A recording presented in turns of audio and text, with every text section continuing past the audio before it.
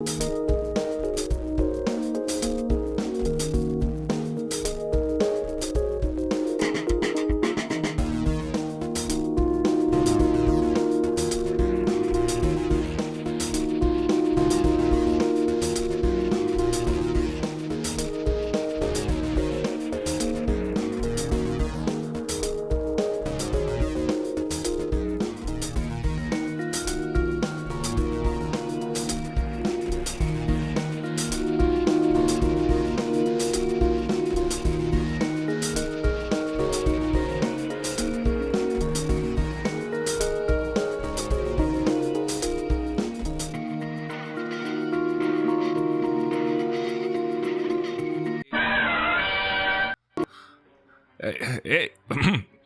hello, sorry. Hello, everyone. It's me, Lando Calrissian. Who out there likes space? I sure like space. I like outer space. What are you talking about? I fly a spaceship through space, cause I'm Admiral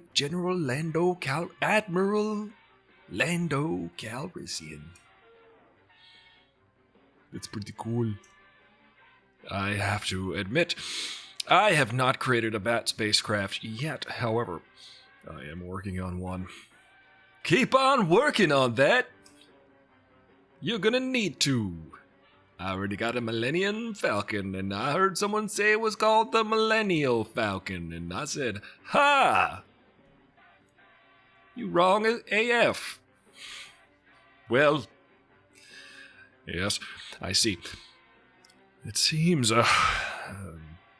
Lando, if I may call you that. Of course you can call me that. That's my name.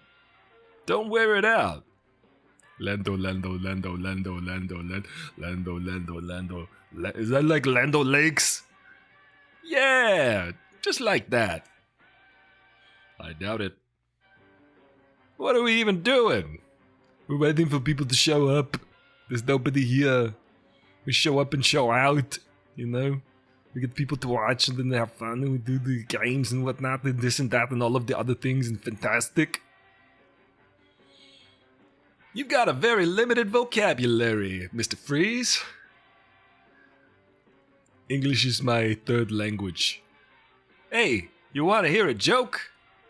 Sure, go right ahead.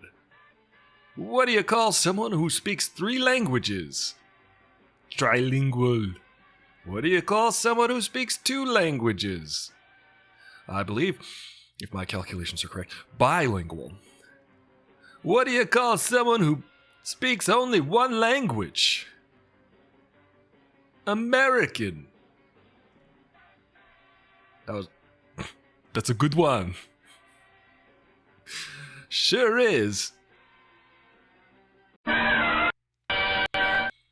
Hey everybody, I'm Aristotle Full Throttle. This is me, Full Throttle. I'm throttling. Throttle has many meanings. Hello, Raccoon Raiders. Let us welcome Raccoon Raiders.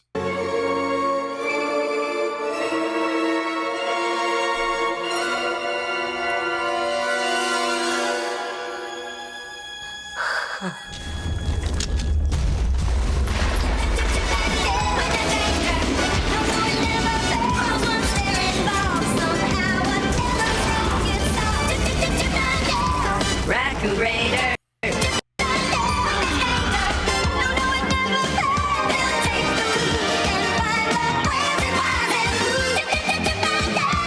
Raccoon Raider.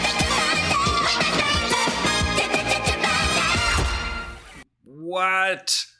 Oh my goodness. At the very end there, we saw our friend 420 Artist get killed with poison darts. I'm sure he's fine. He can walk it off. You know, nothing a little medicinal help can't fix. You know what I mean? Welcome to the show. I'm Aristotle Full Throttle. You know, and if you out there partake in any kind of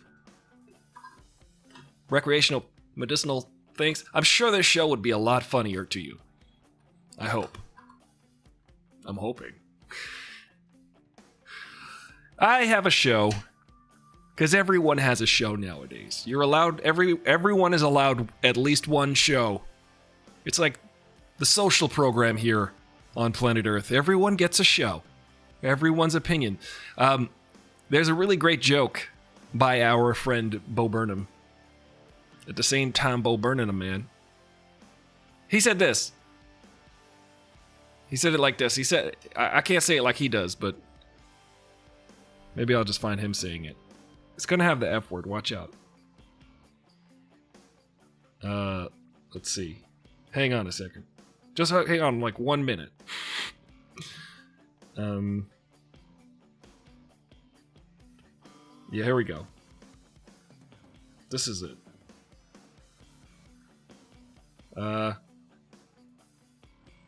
I don't know about that. Oh, here we go. This is the joke. This is the joke. Here's a question for you guys. Is it necessary? Is it necessary that every single person on this planet expresses every single opinion that they have on every single thing that occurs all at the same time? Is that necessary? Or to ask it a slightly different way, can anyone shut the fuck up? Can anyone, any single one, can anyone shut the fuck up about anything, about any single thing? Can any single person shut the fuck up about any single thing for an hour? You know, is that possible? And I know you're thinking, you're not shutting the fuck up right now. And that's true, but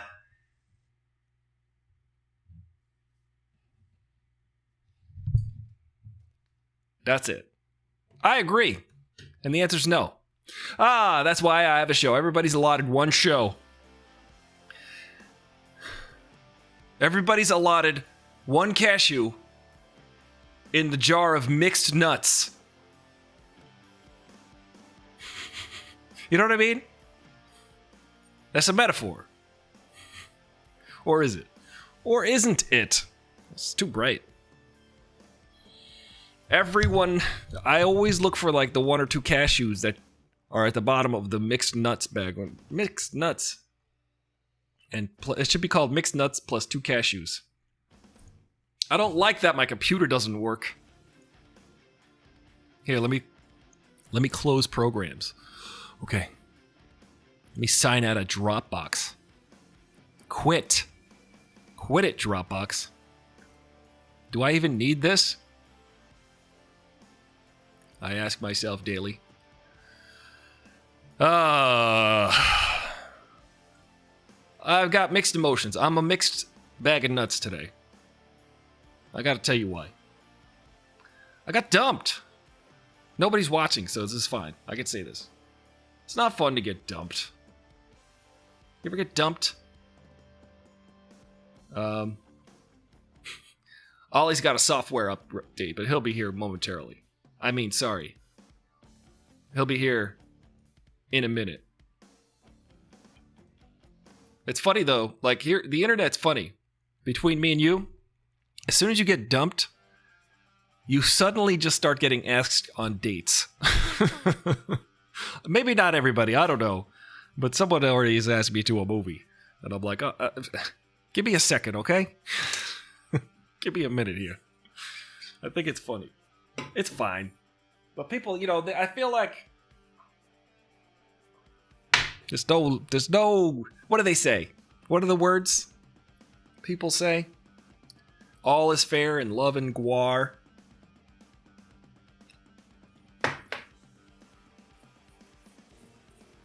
There's a band called Guar. Let me tell my friend that. My computer's just frozen. I'm sorry. I apologize on behalf of my computer. On behalf of my computer and all of the technological resources, I am sorry. I gotta stop apologizing for stuff. My therapist tells me. Not all your fault all the time. It's funny. I use the show as a platform for my therapy, and then also a joke about stuff. Listen, I listen to a lot of Mark Maron lately, and he does the same damn thing. Okay, you're allowed. He also became like an actor in his 40s.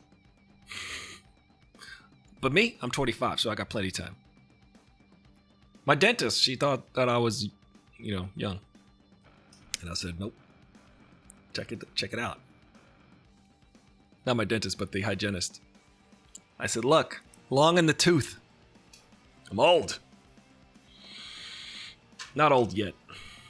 I go back to, sometimes I see people from high school and I'm not even talking about it. I'm like, they look old. And I'm like, uh-oh, what does that make me? Good God. I'm just rambling off at the mouth because I'm trying to buy some time because I was going to talk to Ali at the beginning and then let's go to the rock bite. Ah, this looks like a big, strong show, doesn't it? I agree. Hey, Rockbiter, how old are you? Me? I'm 500 million years old. This is very old. Yeah, I'm like 70-something. Yeah, I don't think you were 70 in that suit. I think you were like 40-something when you played that character. Yeah. Well, you played. Why did you decide to play Mr. Freeze? Because he's cool. Like literally? Yeah. He's not that cool. He's actually a dork. He says puns all the time. Puns aren't cool, man. Puns used to be cool. Come on, man. I'm bringing them back. I've been alive 500 million years and I ain't never heard a pun that was good. Except for, someone says to me, you're my rock. I laughed. I was like,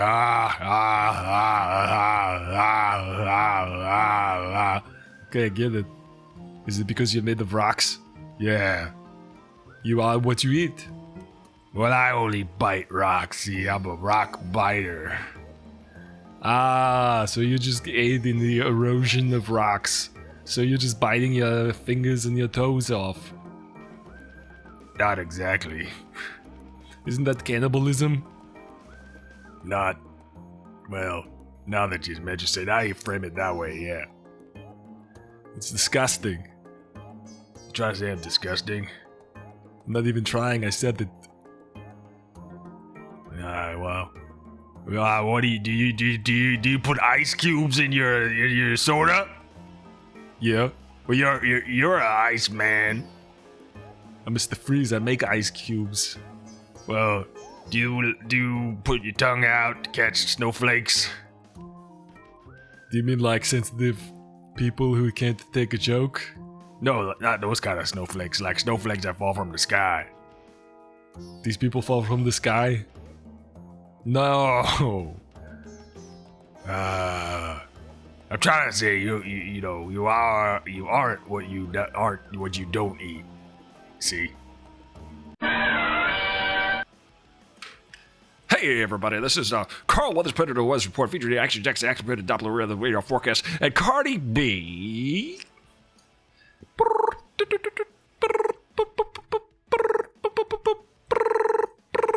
Hey Cardi.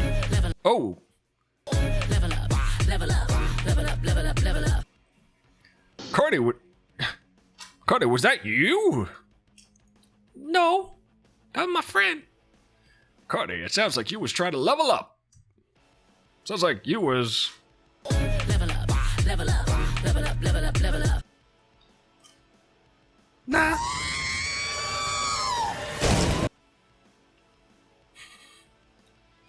Good job, Cardi.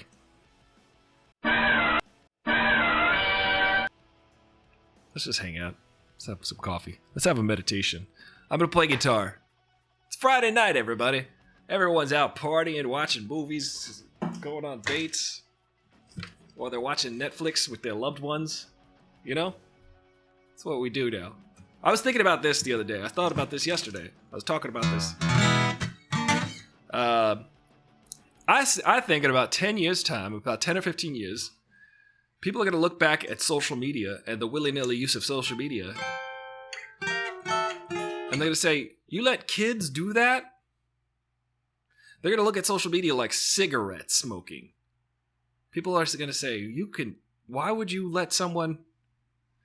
I think social media is going to be as detrimental to your health as cigarette smoking is to your physical health, to your mental... So it's... You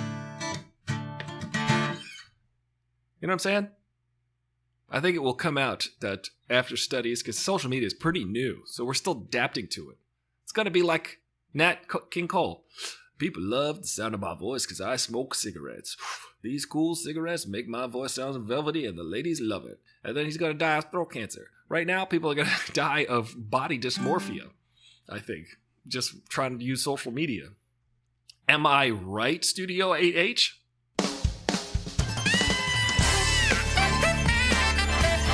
Live from LA, it's AFT. Starring Is This Will, K-Grip, Ayanolita, OCW 5000, 420 Artists, Raccoon Raiders, and now introducing Studio 8H.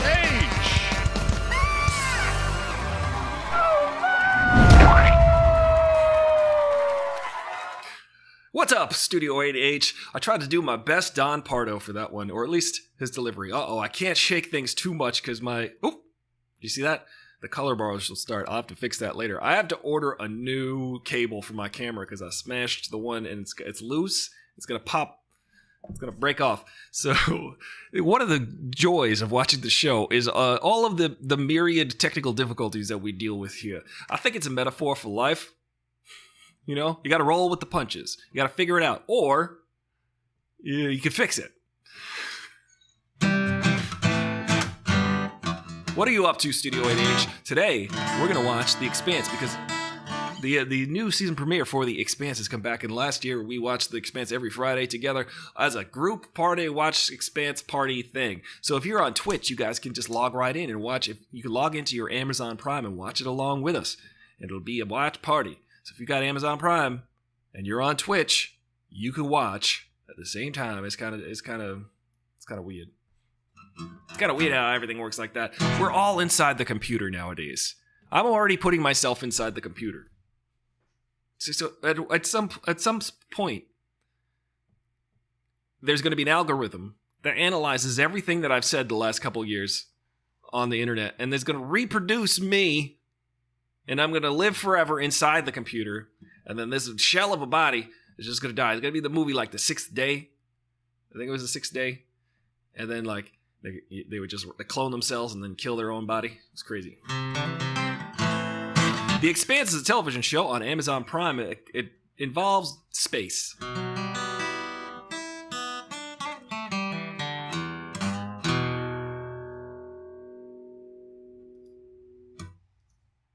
It involves space. Hey, wait a second. Hang on. Why does this do this? Hang on a second.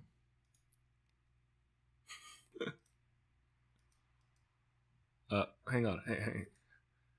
I'm just waiting to do... Oh my goodness. Technical difficulties, ladies and gentlemen. Technical. What did I say? I see you. Hold on. The slickness of this move did not execute accordingly.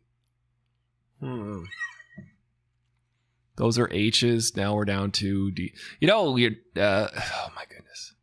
This is I can't get distracted. My brain is too weak and feeble. Which is the most recent March.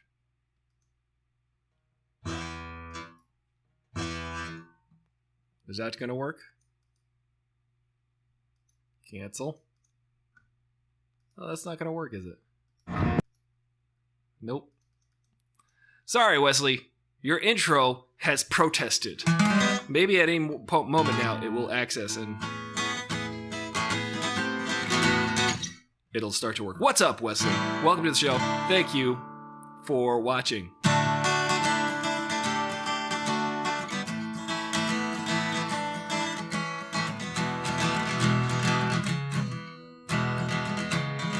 That's how it goes.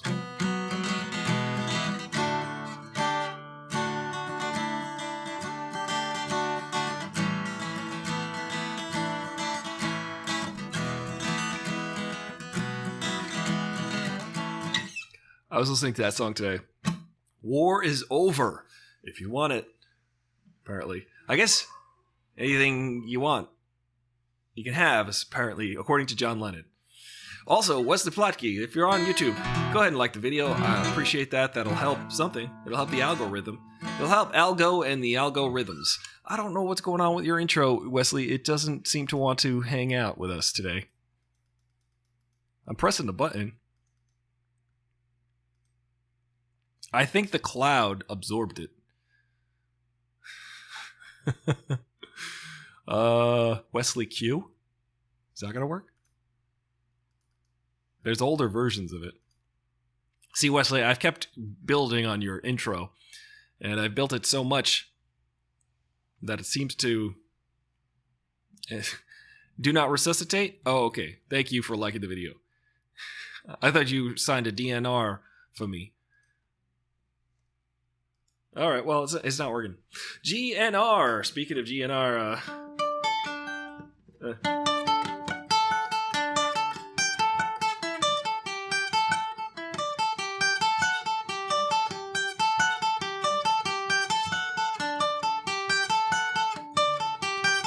you know, it's interesting. I think I'm close to getting a gig right now I auditioned for.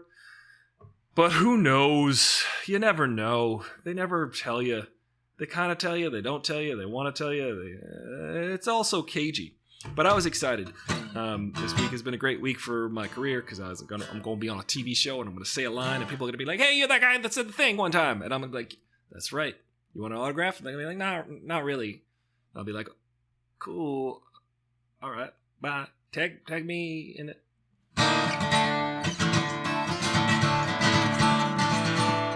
Oh, do you have any requests, Wesley? Any Pearl Jam song you want? I'll play it right now for you. Because we're hanging out. We're just hanging out. It's a Friday night. Wesley, what are you doing for Christmas? Did you get what you wanted? Did you get a list together for what you want? I'd like to come hang out with you guys this Christmas. However, it's got to be indoors, and Omicron and all that. So I don't know your comfort level with that. We might have to have a backyard barbecue in the snow. Otherwise, I'll see you in the summer.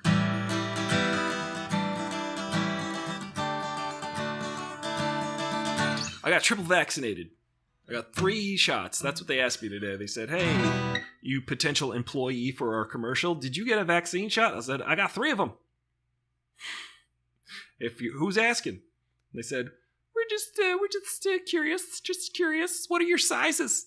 What's your pants size? They're like, "Why are you asking me about my pants size and my vaccination status?" They're like, we're just asking. We ask everyone that. So we'll see. We'll see, in fact, if I get this gig, but I hope I do, because that would close out the year really well. I had a good year. How was your year? I had a wonderful year this year, even though it's over already. Can you imagine? Wesley, it seems like just yesterday I had the Christmas special for last year. Maybe I'll try to do it next week. Maybe if I have some time, I will make a new Christmas special that celebrates everybody here on Aristotle Full Throttle. Monday, I gotta make a new intro. I gotta focus on a lot of stuff. I gotta focus on creative endeavors and mostly. Because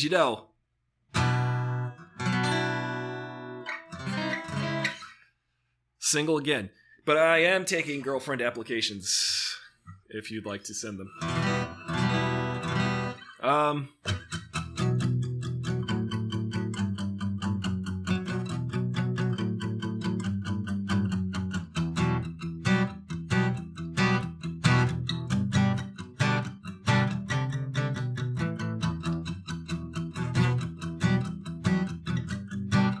It's a sad song that's just coming out of me right now.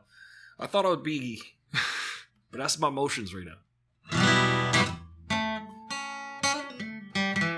How about this? So Wesley, do you have a favorite song you'd like? What was the song I played this? Oh.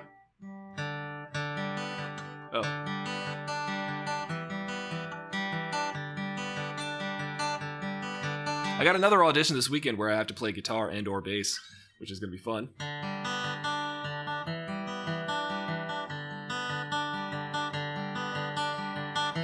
They want us to learn this entire guitar part.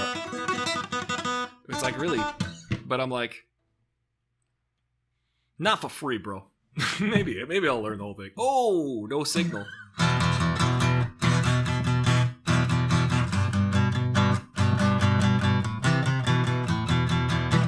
Oh boy, that's very minory. Let's play a pretty song.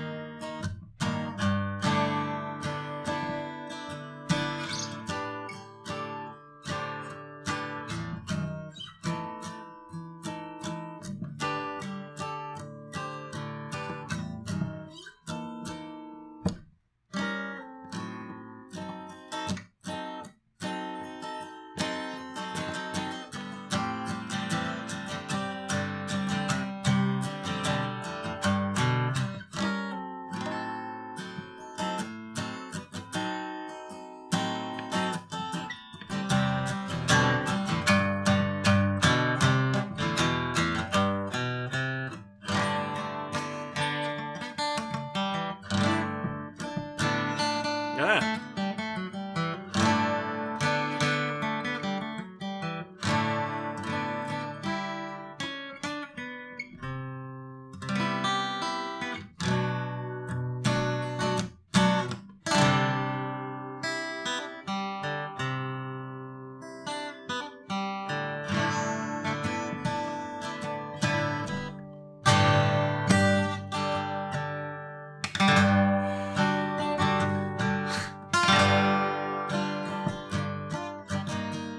I really can't hear with these earphones in.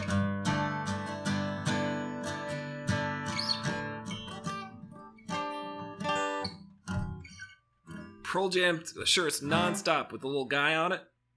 Little guy. Where did you work? What state is that? Was it Minnesota, Wisconsin? Minnesota, Wisconsin? Remember this Pearl Jam hit from this is my favorite Pearl Jam song probably.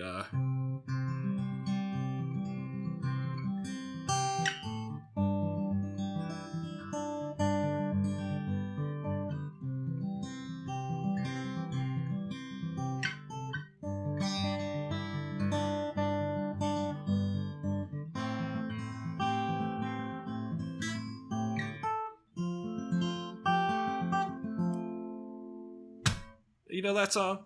That's a pretty Pearl Jam song. There's also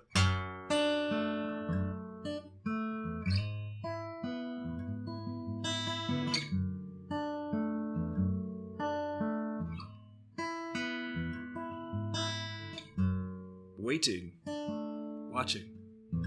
The clock, it's 4 o'clock, it's 6 o'clock, it's got to stop. We're gonna watch The Expanse later. Not just Pearl Jam covers. As she opens the door, she rolls over, pretends to sleep as she looks her over. She lies and says, what is it? She lies and says she's in love with. Hey, what's the last chord? Dreams in colors.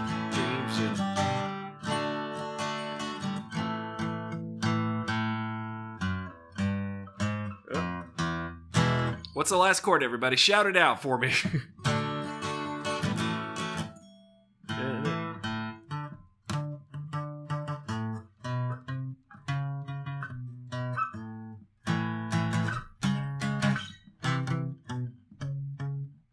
I don't remember. Doesn't matter. They had a bunch of different designs. Minnesota. Let me play you 73% of every Pearl Jam song.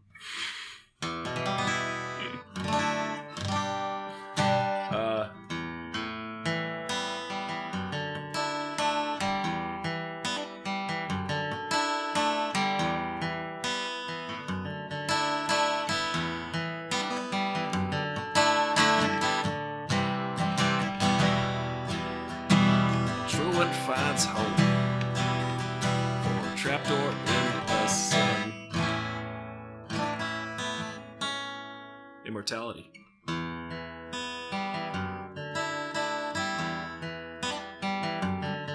The reason why I brought you all here today is because we're going to watch Expanse, and it's going to be fun. And I'm also going to tune my guitar, but not today. It sure is not in tune. Sorry about that.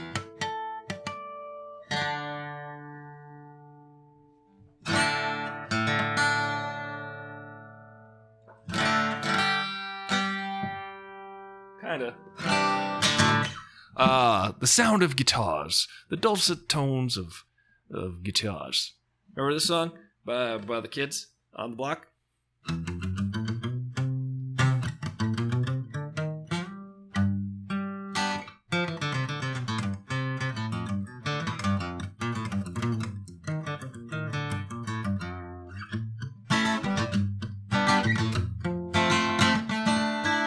I never really got into Pearl Jam. Don't dislike them, and I do like some of their stuff, but always lean more toward Nirvana.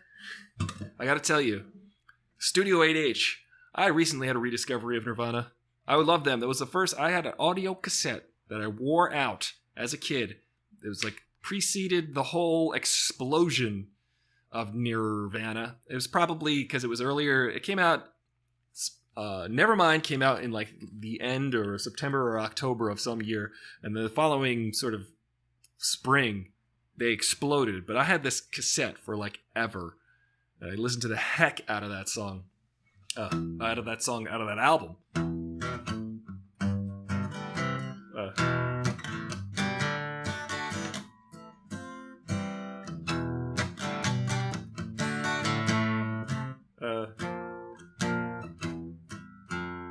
Yeah.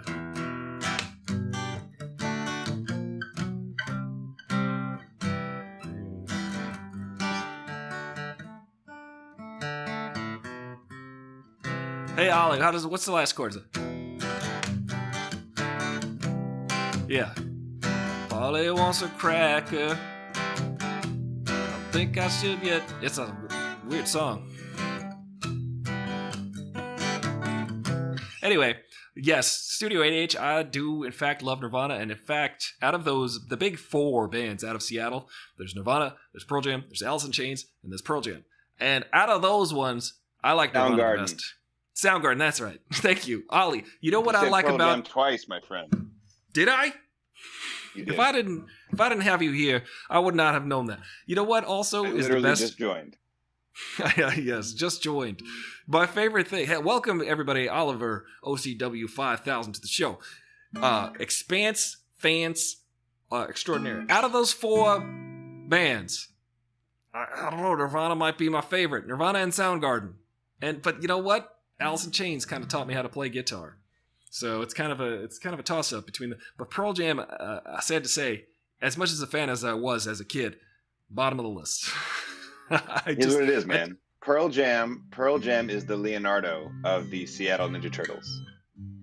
Does he stick around forever? Is that it? He's well, that's true. He is sort of yeah. He's in the sense that he's no one's favorite. People argue if they prefer Donatello, Michelangelo, or Raphael, but no one's like, my favorite is Leonardo. That is so true. That is that is an exact analogy of what's going on with the Seattle bands. But Nirvana, I was listening to them a lot lately because I started playing the drums this year, and then you gotta go through the rock school of learning how to play Dave Grohl drum beats and stuff, and it's really fascinating. In fact, though, I learned that Chad Channing wrote the drum beat for "In Bloom," which is a very iconic, great beat. Yeah, iconic but it's flamtastic. What? It is flamtastic. There's no way he played it as well as Dave Grohl, though. No, it did not have the power. There is a version of it. If you watch the original music video for "In Bloom," is the original lineup of Nirvana. I say Nirvana. Was that off Bleach or something? It wasn't off Bleach. It was in between Bleach and Nevermind. But there were like 2 or 3 songs that Chad Channing had sort of helped demo or work out, and then they sort of re-recorded them once they got Dave in the band. But Dave showed deference when they went up to receive their Rock and Roll Hall of Fame induction thing. the song that they walked up to the podium, I think, was In Bloom. And Dave just like leaned over. He's like, that, everybody, is Chad Channing's drum beat. It was just Dave Grohl being Dave Grohl. And He's the coolest dude. He wanted everybody to make sure that they knew that that was Chad Channing's drum beat. What a cool dude. What a good dad. Yeah, indeed. Yo, I realized in one of those interviews, he's promoting his book, that his daughter sings backup on the new album, definitely on Cloud Spotter and probably some other stuff, and it tours with them. Amazing. And they like share a hotel room, and like he said, they share a hotel room and watch horror movies, and then like go to work the next day together. And it's just that's the coolest thing I've ever heard in my entire life. That is pretty cool. You know, that is incredible, and it kind of, in a sad way, reminds me of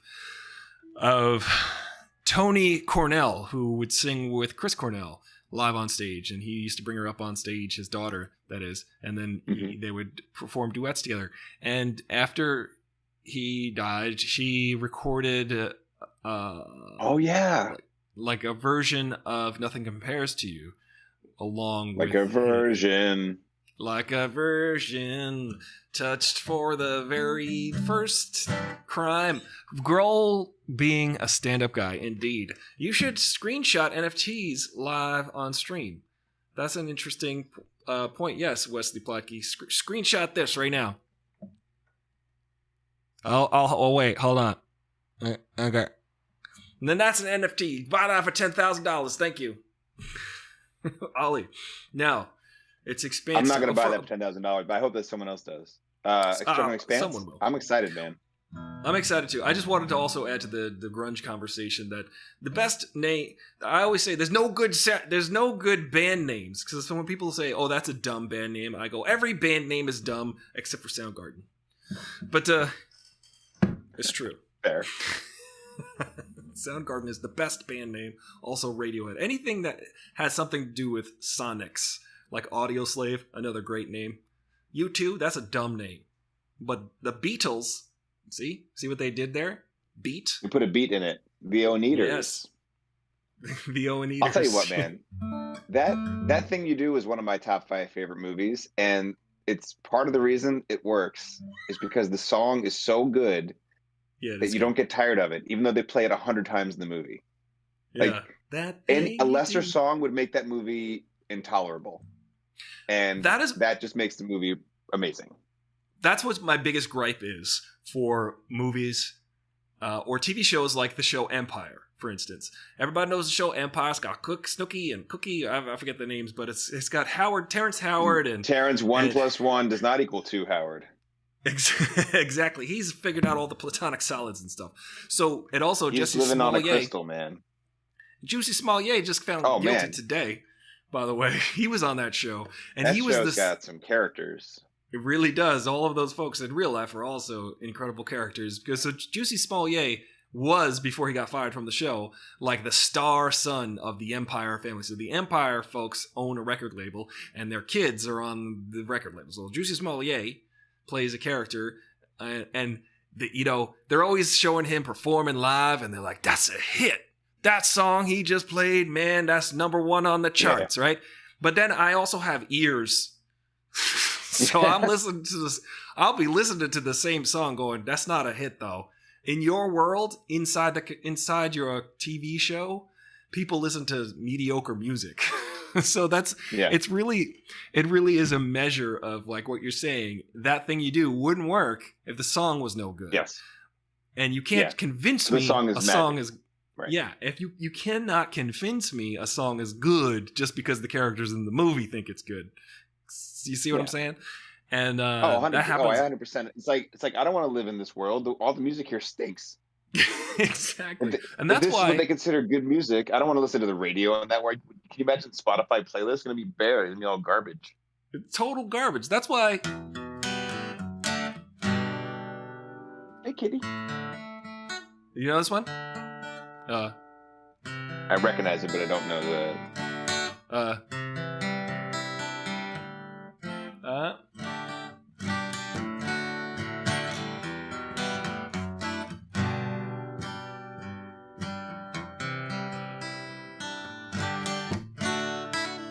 That's a song from A Star Is Born.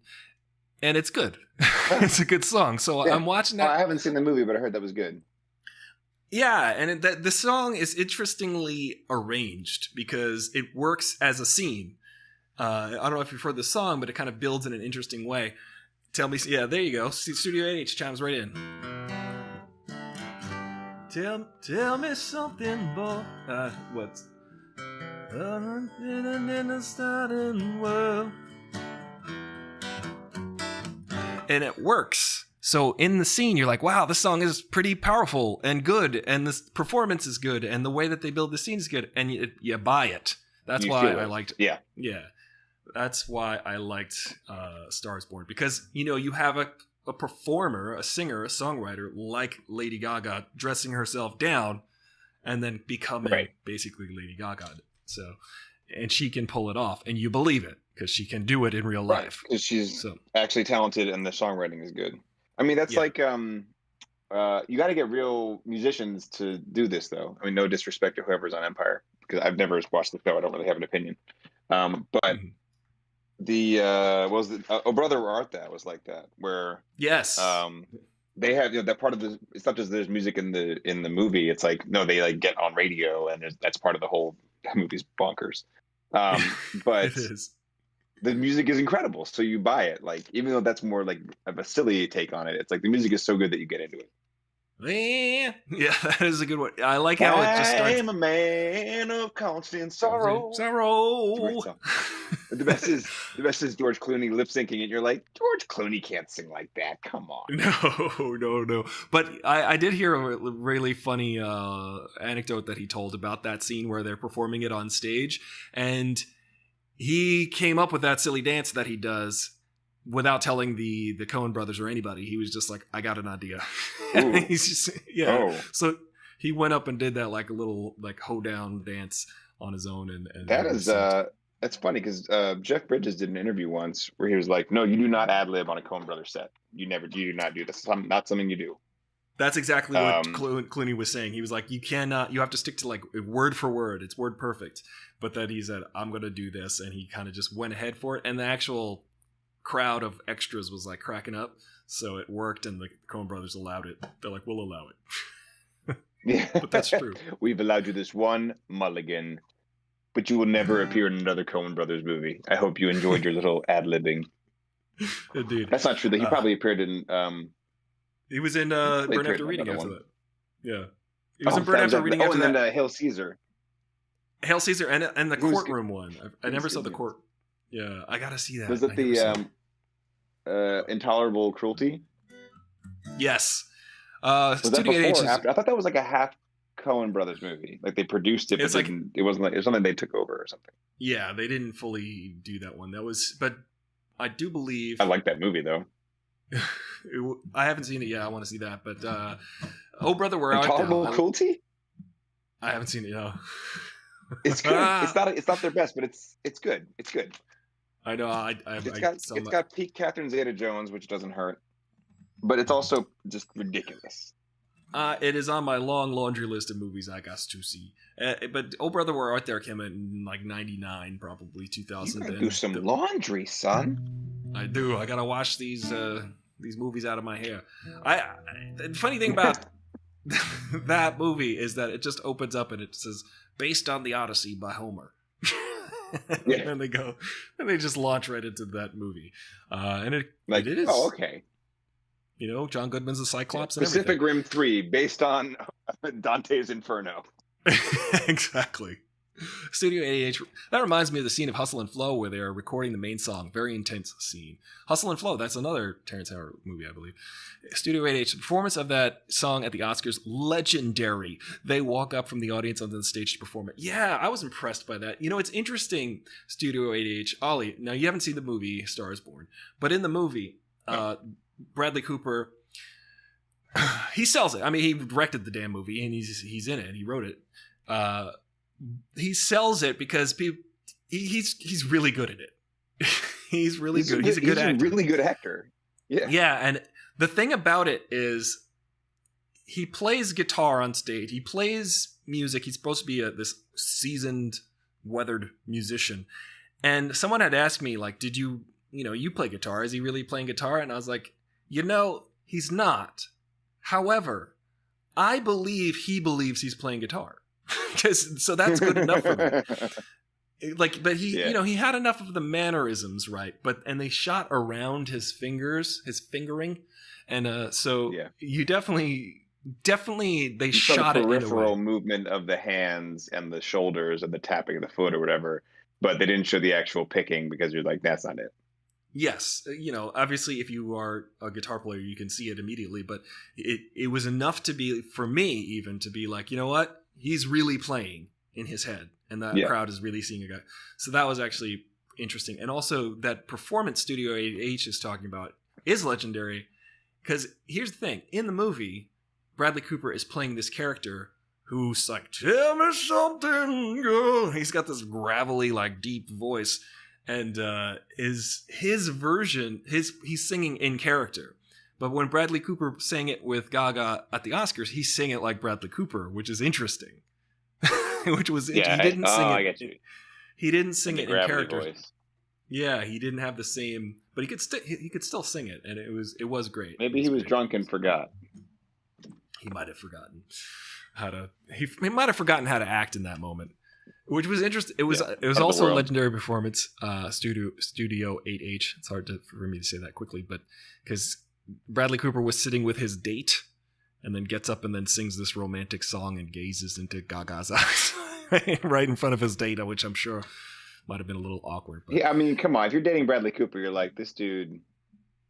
Yeah, he acts with attractive ladies all the time and makes out with them.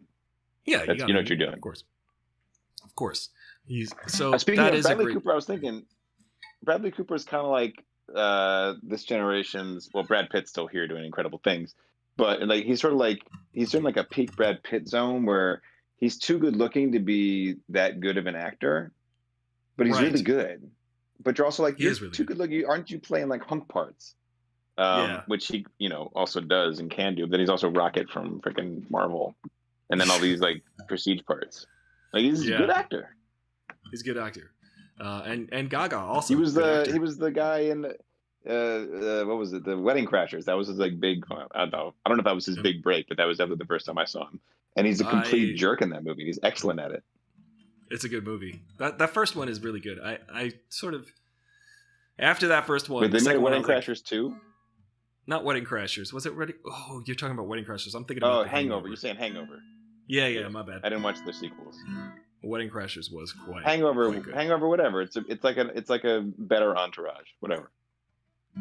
Yes. I remember just the premise and the whole idea of the Hangover it just all worked.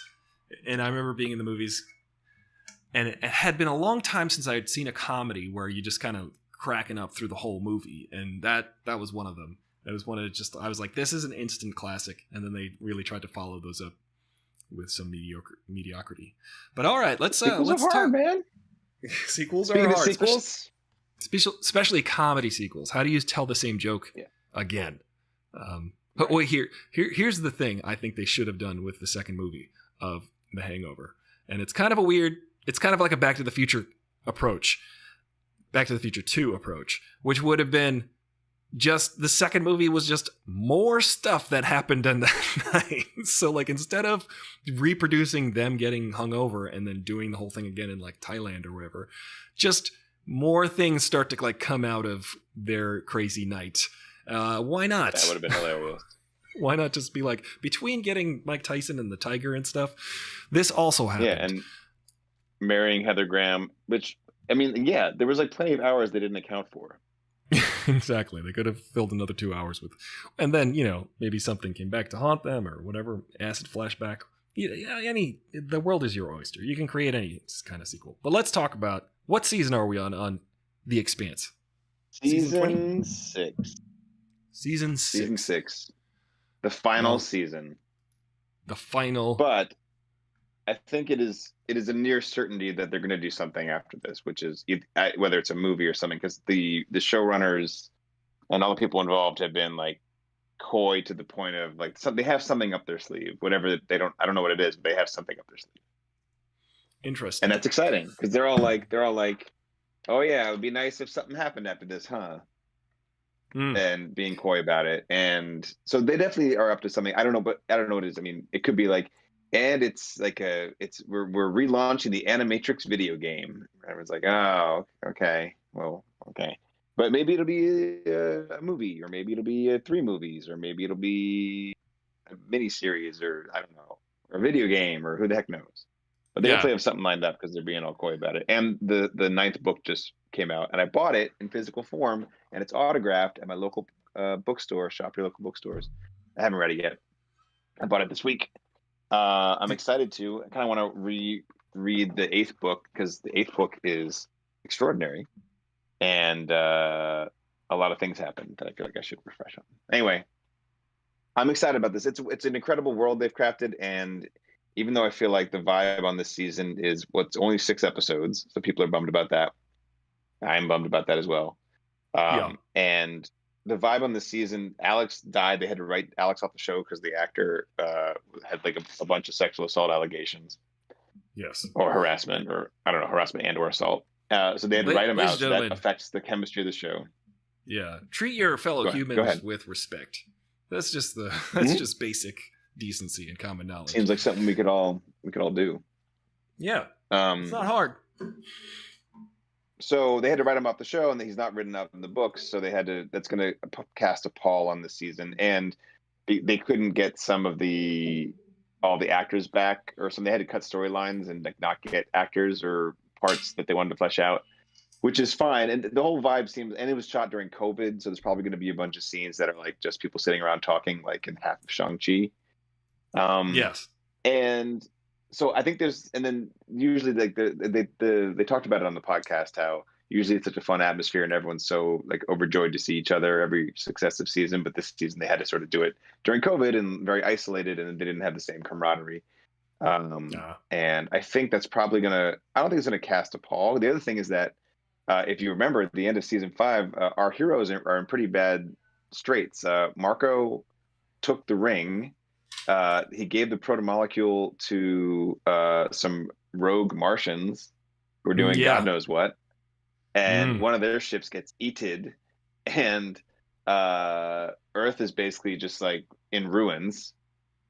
They got Naomi back, but I mean they're not doing so good. Mars is totally falling apart. I mean all of our heroes are in a bad way right now. So I think part of the season is also you're starting at a point where a lot of our characters are at their lowest. So it's going to be. I'm interested to see what they do with it.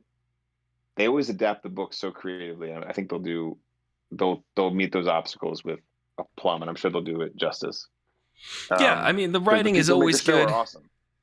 The people who create this show are really great, and it's been a great show. It's been a great ride, so I'm excited to see how they do wrap this up.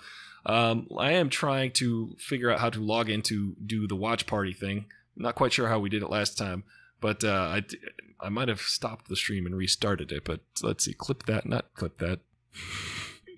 Hang on a second. Oh, wow. Rage channel. Octavia Spencer is in some Amazon movie. Good for her. That's cool. I like her. Oh, and Riz Ahmed. Nice. Wow. Encounter.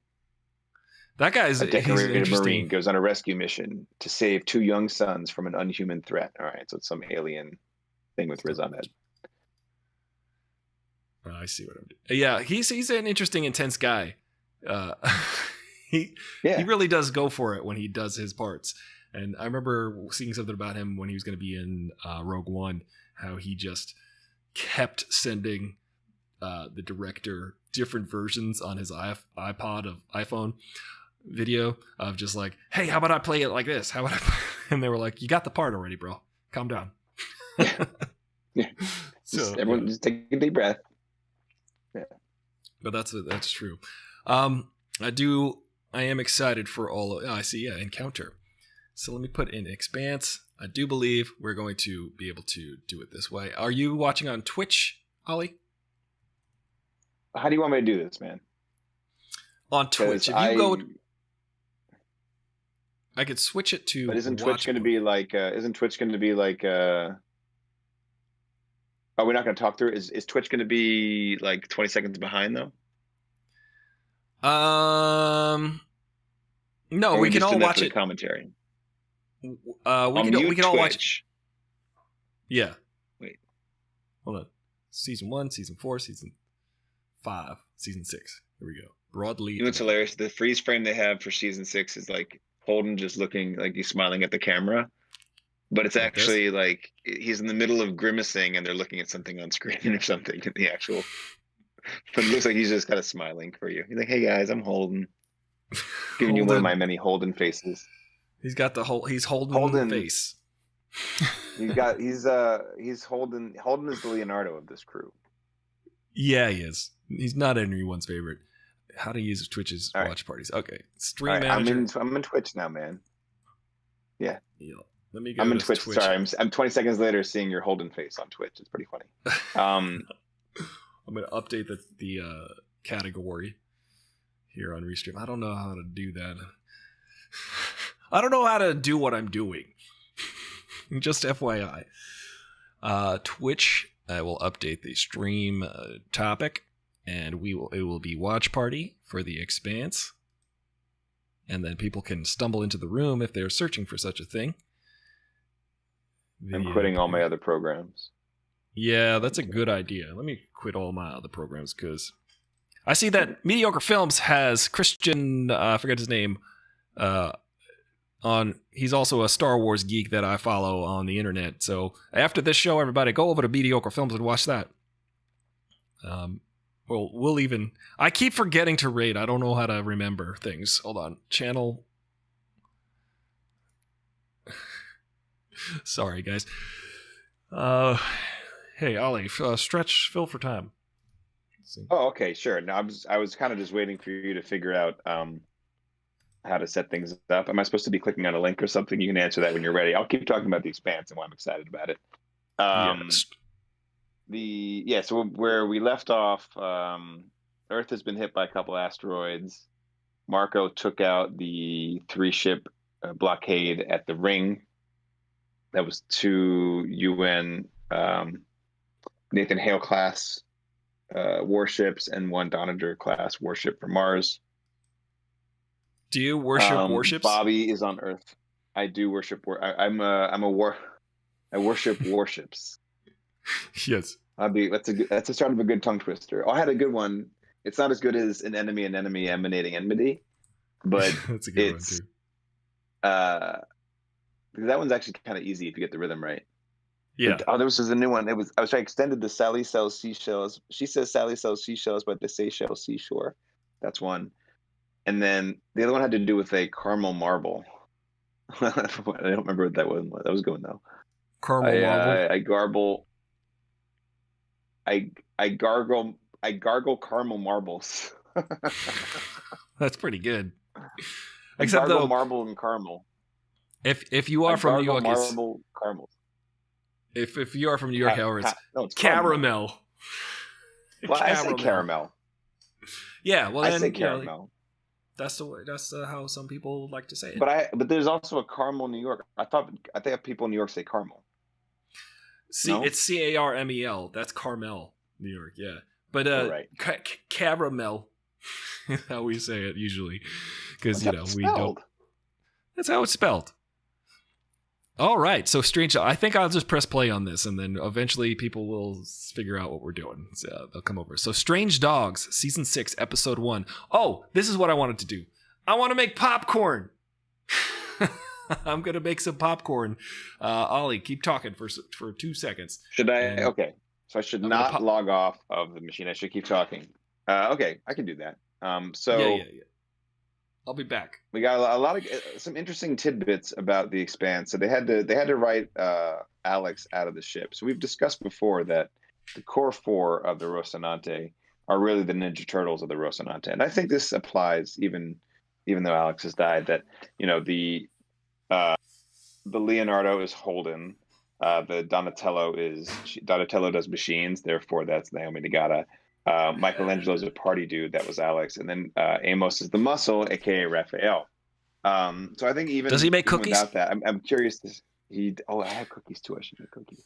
Yeah. You know what else I have? I'm interested to see caramels. Caramels. I don't know what those are. Carmel's. I only know. Oh, now I know what you're talking about. Yeah. There's also Carvel, the ice cream place, the original Cold Stone. Like I don't even know if that's right. I think it's more like a Baskin Robbins, right? It's more like a, they had Fudgy the Whale, which was also the same tin pan as the Santa Claus, which was also the same tin pan as Cookie Puss, which they're trying to pass off an all seasons shape of a cake, but it was always the same shape. Do you know what I'm saying? They would make an ice cream. It's kind of a teardrop shape. Yeah, a teardrop shape because it gets And then, sometimes they'd make Fudgy the Whale out of it, and then during Christmas they turned like the teardrop. They turned the little whale tail into like Santa's hat. But go on about Amos and all. Now tell me more about the whale Cookie tail Puss? they would sell to children. That's a euphemism, as I see. Go ahead. Oh, well, I was filling time. I wasn't building up to something. I'm curious to see how they. I'm curious to see how they work Peaches into the crew, because in the books, Peaches. I mean, understandably, they're like Holden's like, what the heck is she? I'm not comfortable at all with her being here. She tried to murder me and frame me for murder, so not my favorite person.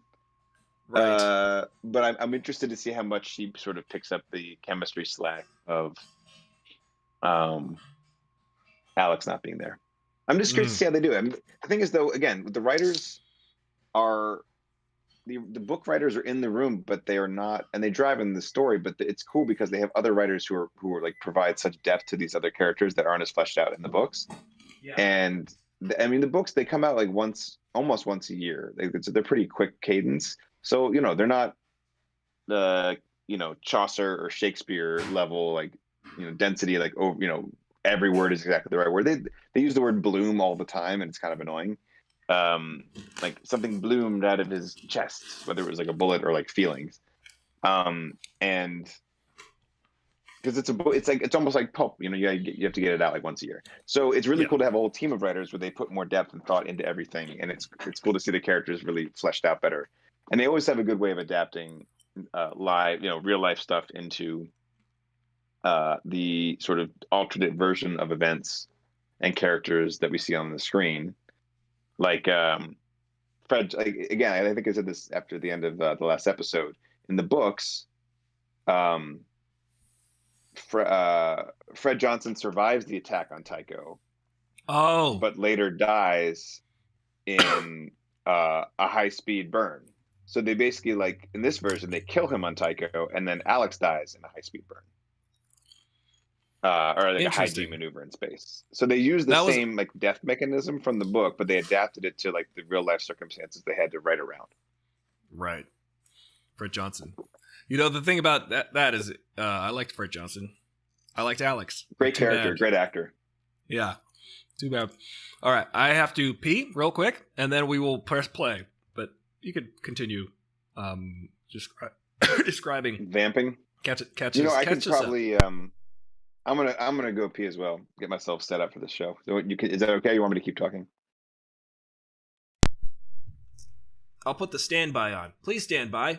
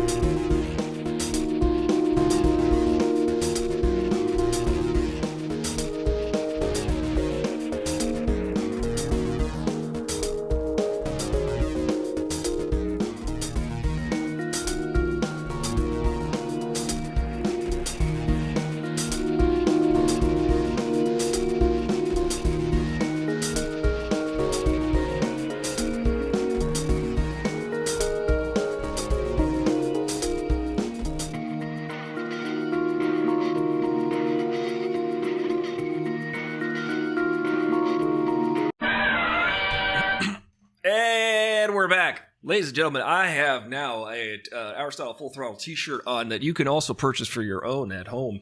You can wear it on your body, on your back, but you put it you could get an oversized one and walk around the house in it, without any pants. This is what I highly suggest and recommend. It has also got a hood on account of it being a hoodie. And I can put this hood on, and then now I'm in the hood. See? I've got my face is framed. I'm like a Wookiee. I don't know even what you would call this. But I got popcorn. Bring a snack, and come hang out and watch The Expanse. Now I'm filled for time. Let me play you some more. That's a good song. The song was written by Lady Gaga and Mark Ronson.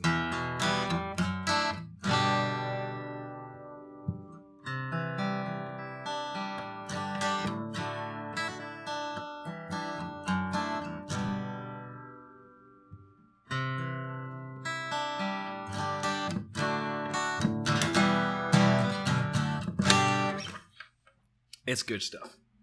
Good stuff, man. Simple chords. They're just chords, man. I was listening to Paul McCartney and how he's brilliant and how he likes to write songs. You know, all of the hits, really. And then he somehow wrote Wonderful Christmas Time, which you might like that song, but I'm sorry. It's bad. It's a bad song. It's just not good. It doesn't sound good. Sounds like he wrote that. I'm not even going to say, my friend said today, sound like he wrote that in an hour. I said, it sounded like he wrote and recorded it in an hour. So bring your popcorn. Bring your pants. I don't even know if I can change the category. Ladies and gentlemen. Bring your X pants. Bring your X pants. Speaking of X's, I got dumped. Hey! Oh, that's fun. So I'm currently taking applications. All right. Strange Dogs. Press play. Select this title. Yes, select this title, please. Watch party content will automatically stream. Where am I? Is there a link to jump to, man, or is it going to show up on your Twitch? It should show up on the Twitch. I'm going to start watch party, and if you recycle the Twitch page. Oh, here we go. Oh, I got to log in. Hold on. Oh, no. Where'd it go? Oh, no. There's like 7 logins in a row. Hold on a second. Oh. Open watch party in new tab. Okay. Yeah. I'm going to go ahead and, yeah. I'm so glitchy. I need to figure out the new computer situation. Oh, geez. I wasn't ready. You know what the problem with this is? Hold on. The problem with this is to do it through here, I have to log in through. I have to use a different, I have to re-log into Amazon. Yeah. It's not saved on this browser. Because it doesn't count this as a browser because it's going through like a separate window. So now I have to remember my Amazon password and then enter I have multi-factor on that. So it's like. Ah. All right. Do I click start watching? Yeah, I believe we can start watching now. Grab a snack, hit the lights. Watch party begins in 3, 2, 1. Are you in? Or no? Oh, no. I clicked start watching. So now I'm ready. Okay, 4, 3, 2, 1. I forget why it doesn't show up on here. We're having a problem with your pin. Oh, no. Uh-oh. Oh, not again. No, not again. It says it's going to begin, but it hasn't begun. Yeah. Did you hear about this log? I can't validate my pin. This stupid thing. You can't validate your pin. Yeah, but it's the pin I use to watch mature content, and I have to turn that off or some stupid nonsense. Ah. This is a poor integration. This is very poor integration. I am starting I press the start button and then it doesn't do anything. I feel like an old man. Wait, where is the button? I push the button and nothing happens. It's going to be crazy when all of the people who used modern technology can't, get old. Get old. It's going to be funny with seeing 60-year-olds with emo haircuts in the next couple of decades. There we go. Let me know if I have to start it over again. It's gonna probably do it again. Does this happen every time? I can't do it. It will not let me do it. It's All right. unbelievable. How do we fix this? Hold on. No, I'm gonna try something else. Okay. I might have to end the watch party and start it again. Exit watch party. Yeah, that's what I'm doing because they're already showing some stuff. But you already saw the first couple minutes, right? I did. Here's the thing. Why don't I just watch it separately? We'll just time sync it because I don't want to play this game. All right, I'm at 308, 309, 310, 311, 312, 13. Renegade sound system. Oh, it is weird little things. Say the numbers again. 319, 320, 321, 322, 320. Oh, F331. What? What is happening? 34. Oh, was that me clicking 35. on? Was that actually moving it for you? Yeah. What are these dinosaurs? 337, 8, 9. 44. I'm trying to catch up to you. 45, 46, Good enough. 47. Yeah. Good enough. Okay. Here we go. We're watching it. We're doing it. Who's this little dinosaur alien? Look at his head. It's flat. It's like the shape of a trapezoid.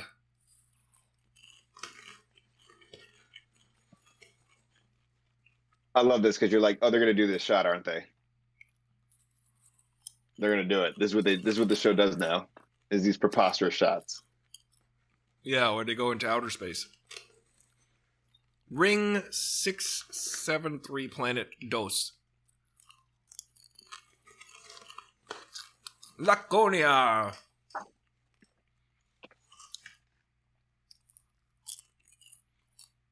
That was cool. Oh, hell yeah. We got the Expanse going, baby.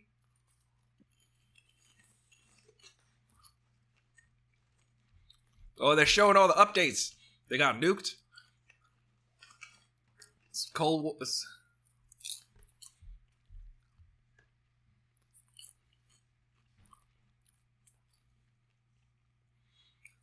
I just think humans are going to turn into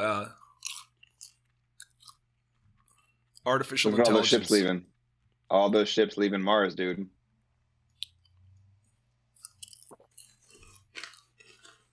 There's a little guy going toward the ring. Holden face.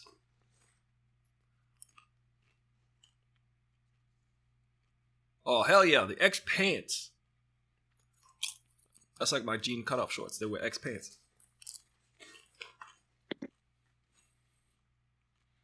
Breck Eisner.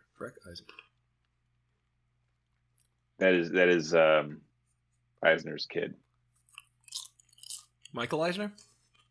Yes. Ah. Got into the family business, I see. He's good though. I mean, good. Yeah. Look at this. Ouch. Look at those explosions. They got blowed up. There we go. My right AirPod wasn't working until I pressed the volume. They're catching us up, ladies and gentlemen.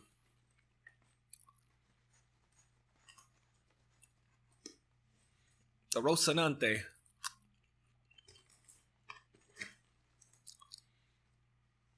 A little drone.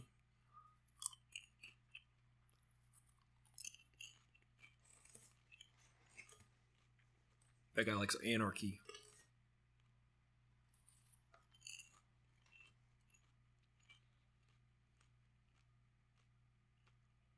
Whoa. Heyo.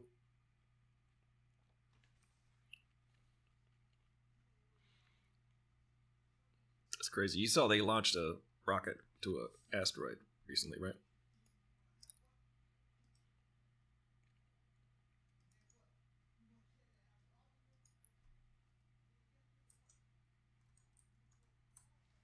Ah, she's my favorite.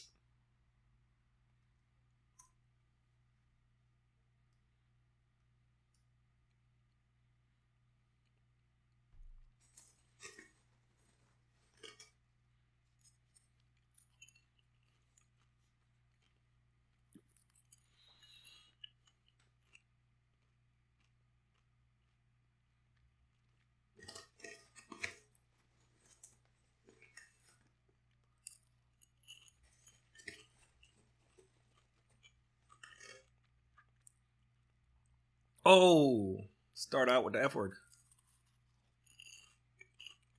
What's up, Bobby?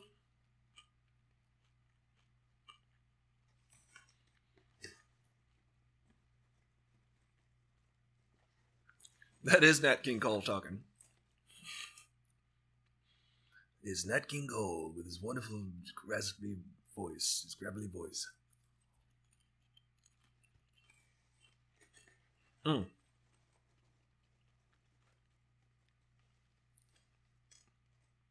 Not yet, but it sucks.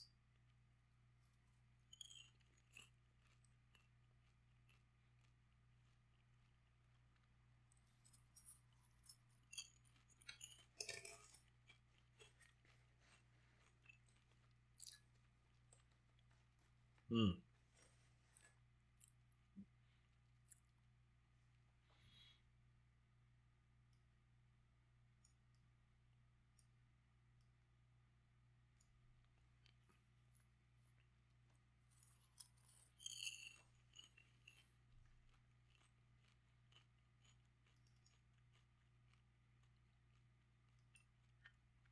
Hmm.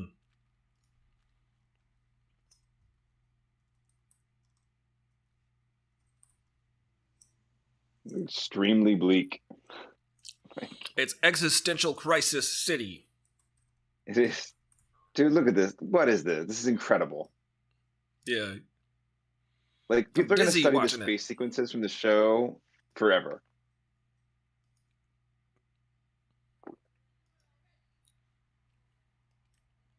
Ooh.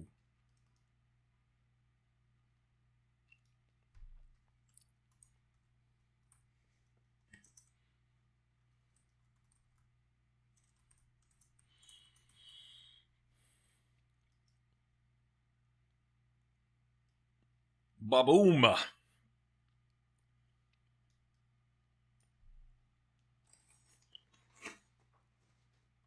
There you go. Amos. He's famous. I like that they just jump ahead 6 months whenever they feel like it, because like that's where this is where the plot is. Hmm.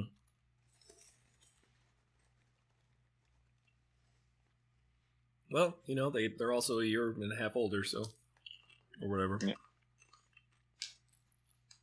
Mm-hmm. Comes out a year later. It makes sense.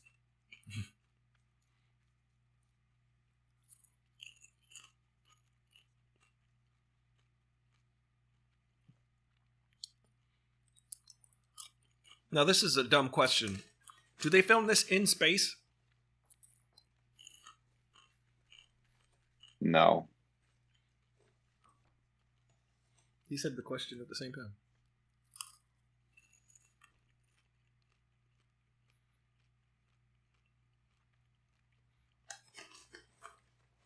I want to get on a show like this.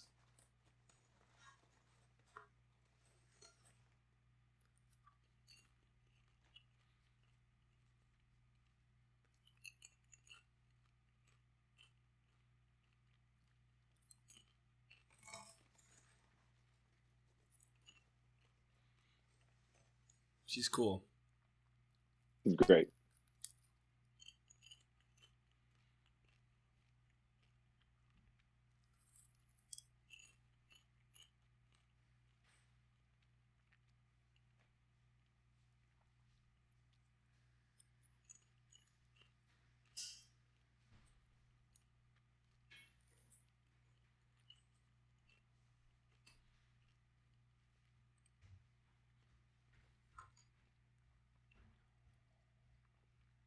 Peaches.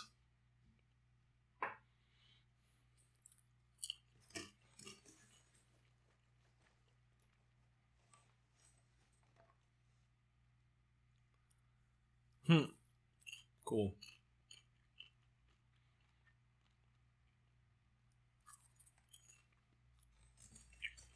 A little bit of a story update there. That does nothing for his butt. Ladies and gentlemen, I'm It objectifying. doesn't. He's got such a good butt too. It's a terrible suit in the butt department. Yeah. But it's realistic, dude. Again, this is what are they? Look at these shots, dude. Like, yeah. this is audacious. That was cool. He's walking around with his gravity boots. Yeah.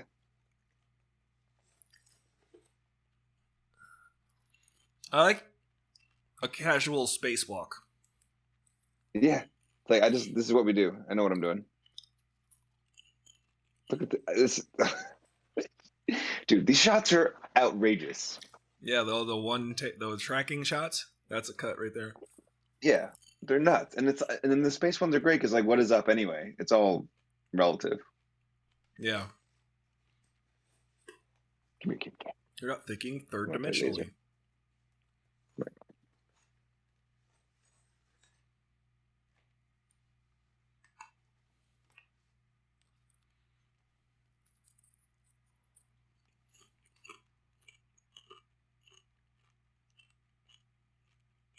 What's that? They're gonna move the rock. Shoot it toward Earth. See? Why do they have commercial breaks?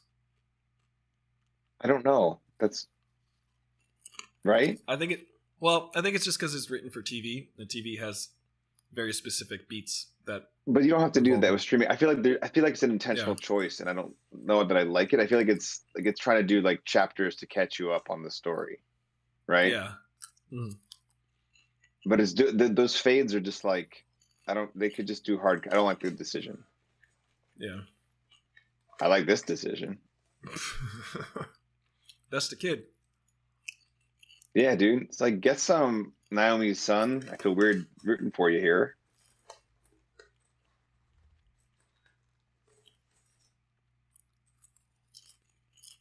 This is audacious. Well, no, they had bonage in the first episode of the show. I know. I'm just saying.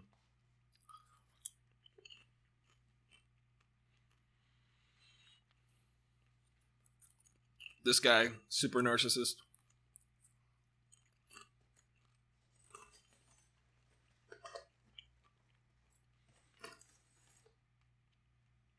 Hydroponics. What?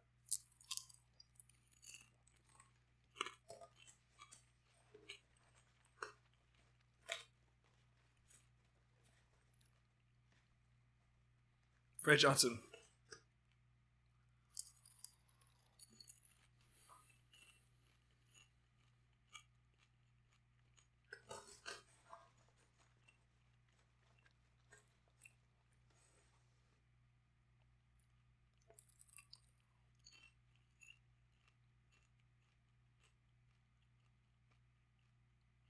Ganymede.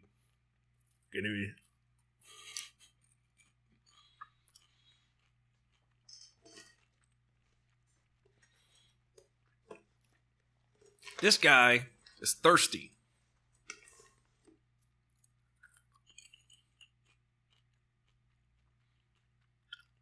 He's like, that's my son.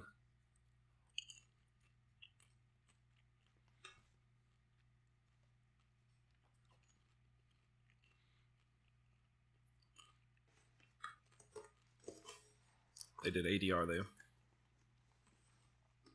Looping.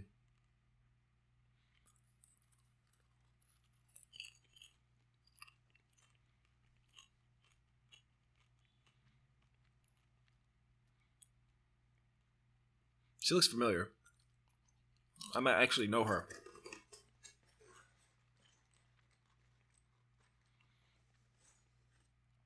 Where did they film this? Probably Toronto. Right. They have a lot of Canadian actors. Right.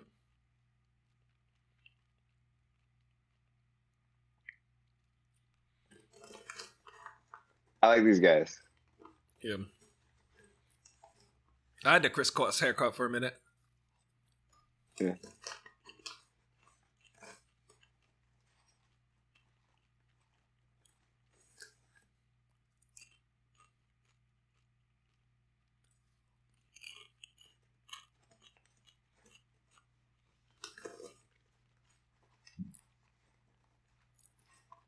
Yeah, Marco. I don't like Marco.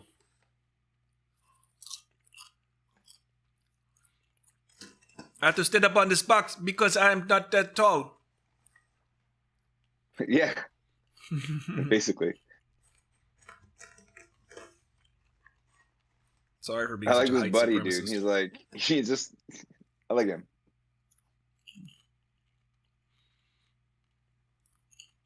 They give him a lot of stuff to wear so he can like be like Tom Hardy He's got a lot of as flair. Bane. Yeah.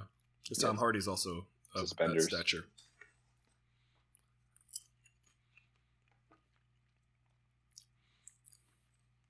He's evil. Mm-hmm.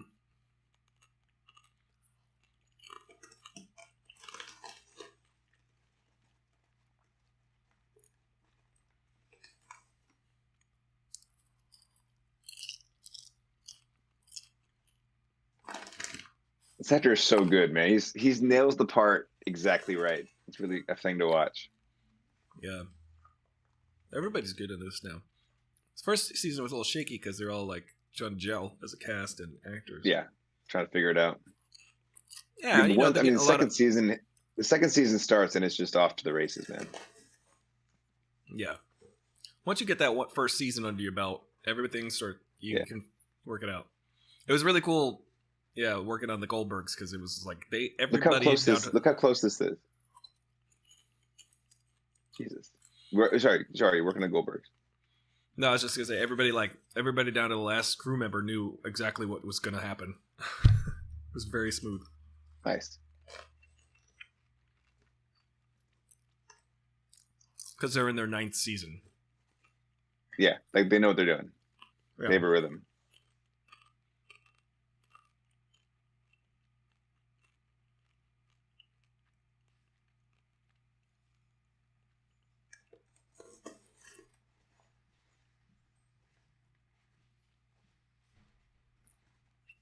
I love Drummer.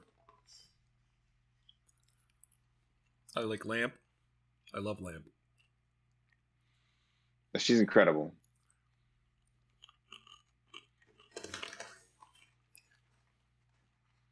I like a boss lady.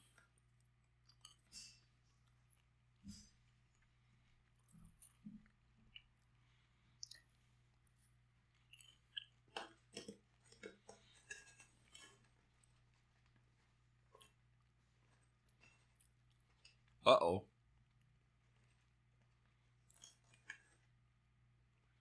What are they doing? Uh-oh.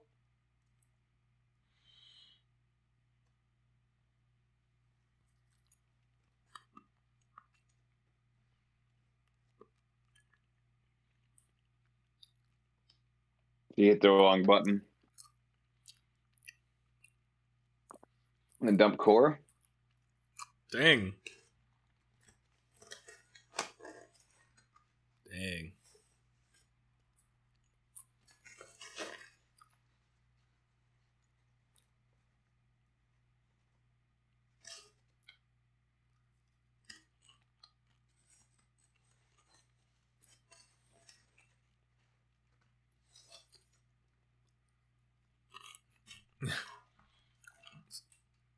Studio 8H. Just let the nervous person press the button when it's crucial. Yeah.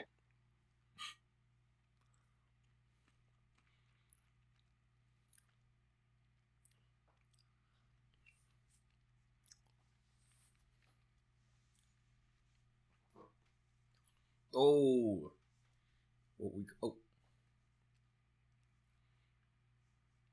They floating through space. Man, I would love that. I would try that. I got VR now. I could probably do it. Yeah. But I mean, you got it's probably one of those you got to do the real things. I would love to do this. I don't think it's meant for our generation, but it's someone's going to experience this like on a regular basis at some point. It's going to be great. Yeah. You'd be surprised. I mean, the stuff that has become normal in our lifetime. In like 20 years. I hear you. Yeah.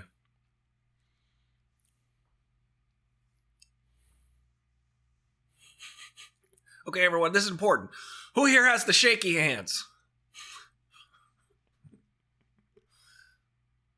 Studio 8H is feeding me lines.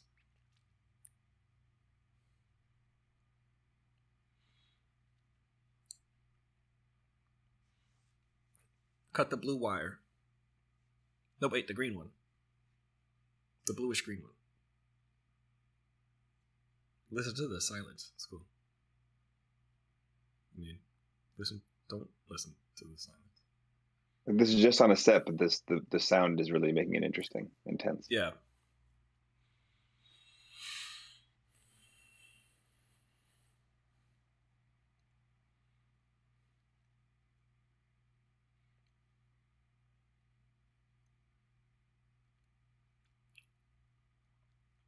True. Courtesy. Oh, really? Because, yeah, Alex is dead.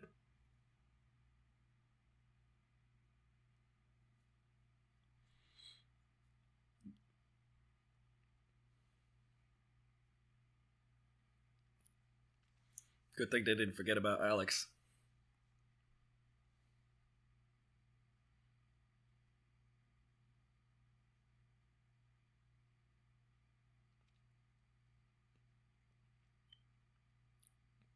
Look at the AR. That's cool.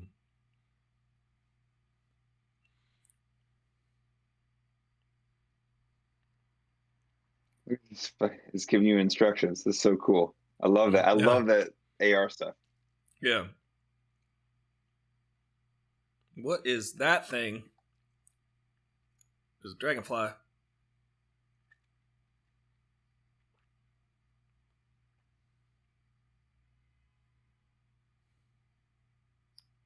Run! Is that like the magnetic field warping or cycling? Yeah, you dopey. It's that's how the nuclear fusion works. It's magnetic bottle. Mm-hmm.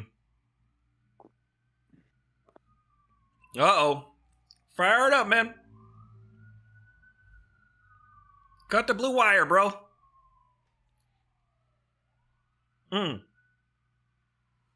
That'll work.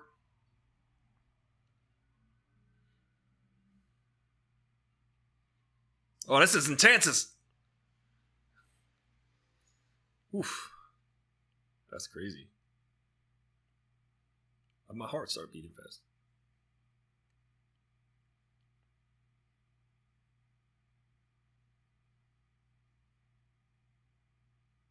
You're welcome. That was tense, and all you had to do was punch it a lot. I like it. Yeah.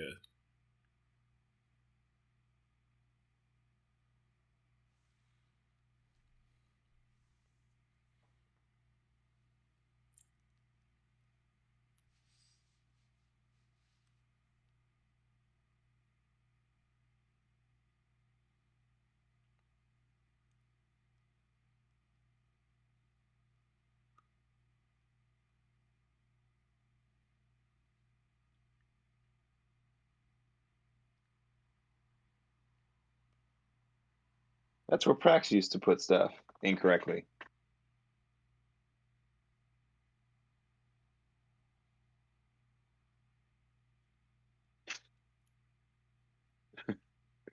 Ooh.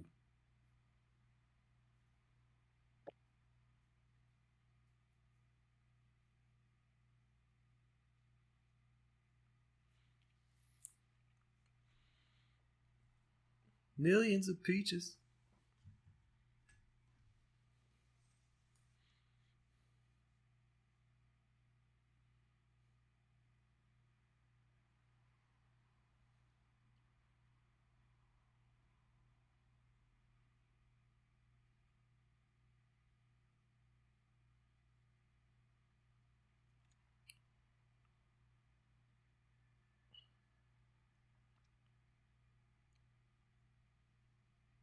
It's a pretty solid beard.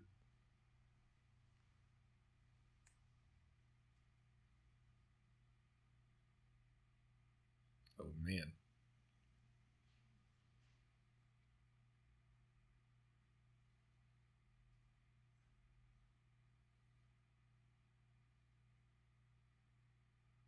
Oh, man. I don't like the way you said that at all. Yeah, he agreed. He's like, "Do you need me to murder anybody?" Yeah, that was a good. Those that was a good scene. It was very tense. Mm.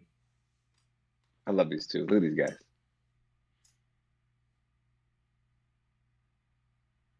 Friends at Neptune. That's far. Long way to go.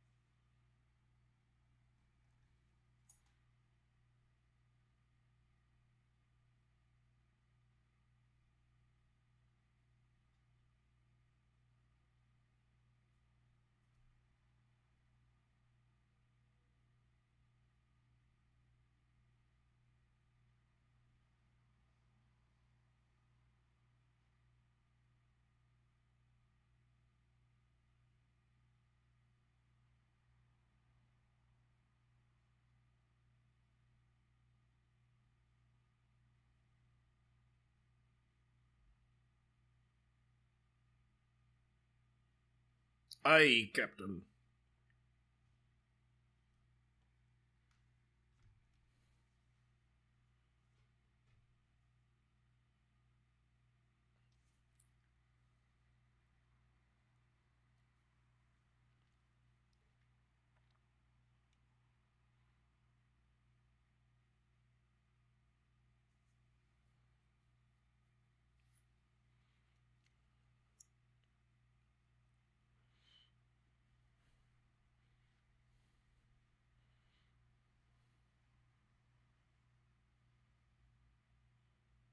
Oh, dang.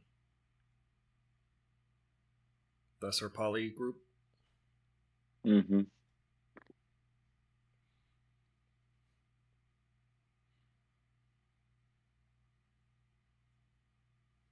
Her polycule, they say?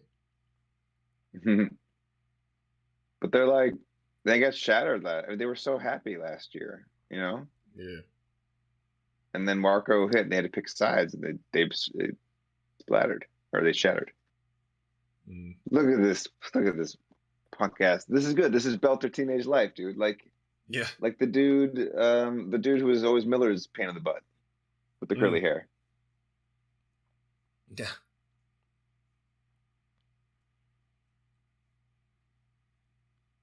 Wax and Gibbons. Mm. I was thinking the same thing, Studio 8H.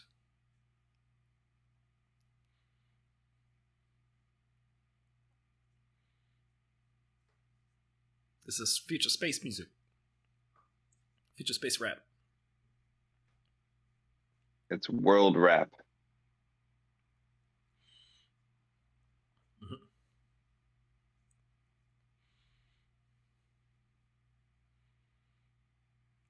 Oh yeah, about that. About the tax on Earth.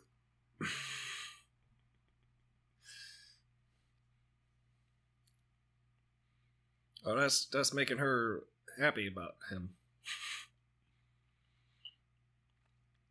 Mass murder makes me really excited.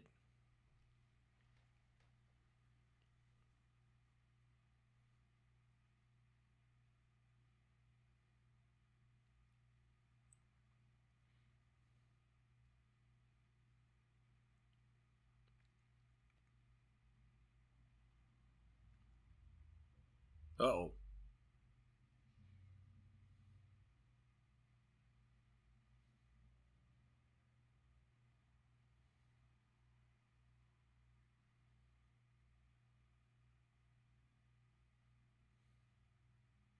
Yeah, he had a flashback, I guess. Top Knot. What's up, man bun? Yeah. He's such a sleazeball. It's perfect. He's great at that. He's so Exactly. good.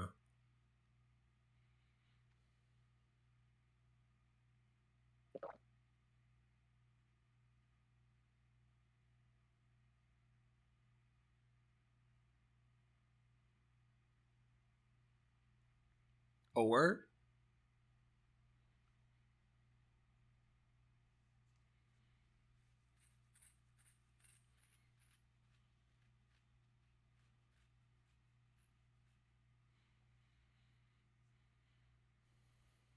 Okay.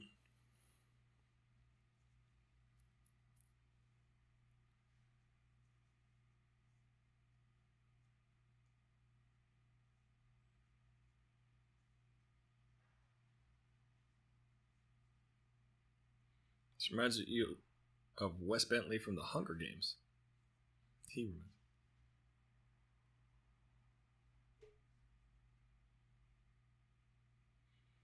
I like that insignia on his chest. It's cool.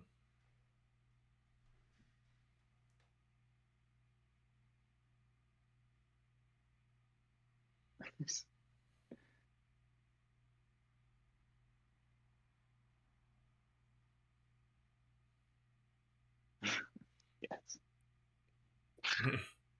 I know what they're I feel talking like- about from. I know what they're talking about from the books. It's incredible. Mm.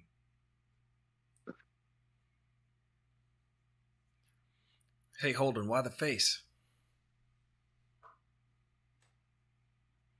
He's not bad this season.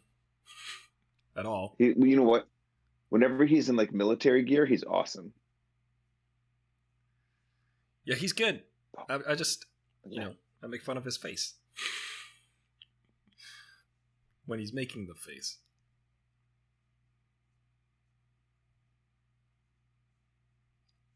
He might have watched the show and said, I am making that face, aren't I? Yeah, you can kill anybody.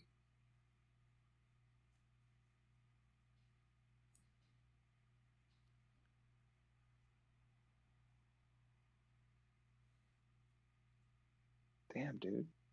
Damn, dude. Damn. Dang. Amos. He's about to kill somebody. I can't wait till Amos kills the guy.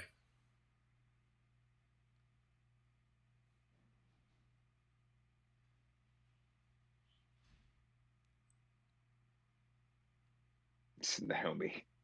Yep.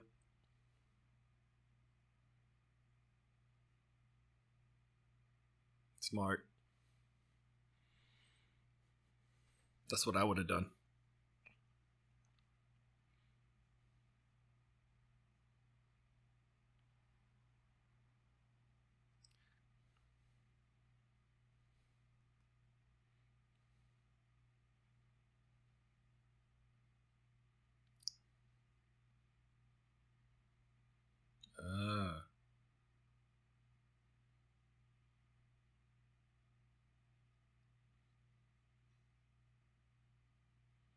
Don't make the face. Yes. He's making the face. He's restraining his face muscles, which is good. Aye, aye.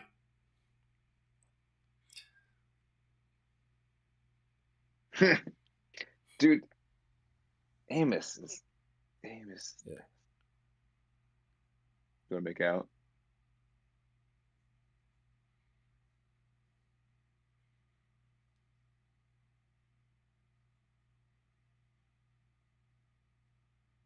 Mm.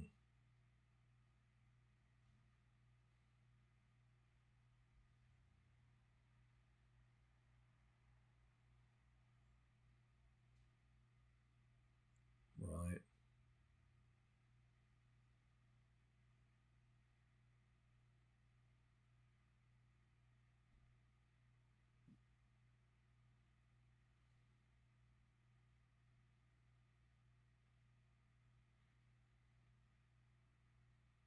Yeah, the sound design is everything. Except for you and Yeah. Why don't you ponder all that, dude? Officer Mister, you're Rala! the reason the gates are here. I literally was She's just the like, best. I want some more Officer Rala, and then they Yeah. delivered.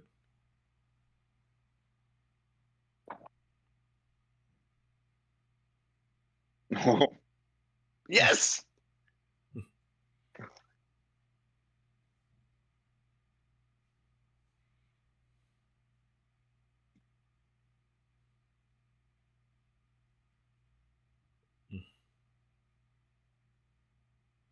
Hmm.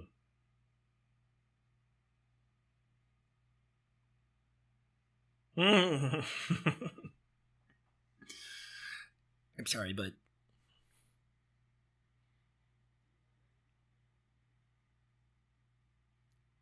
I don't owe them nothing.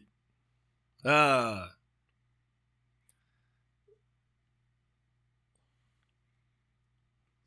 She's gonna give you a knuckle sandwich.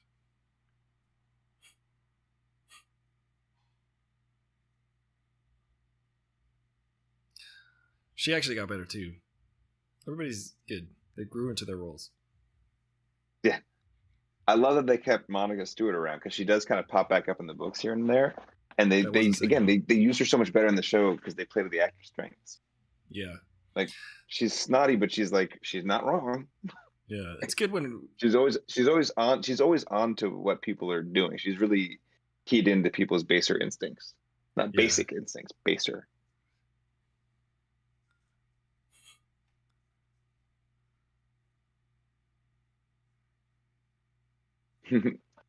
out there. Oh. This dude.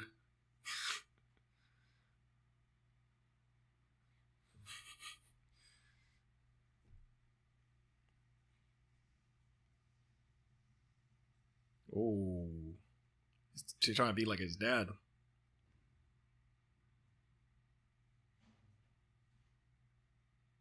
She's like, well, the way you said that. Like belt a load of Claire Danes. Not Claire Danes. Who was who, Oh! not Kirsten Dunst either. Oh my god. I'm behind you a little bit. Oh.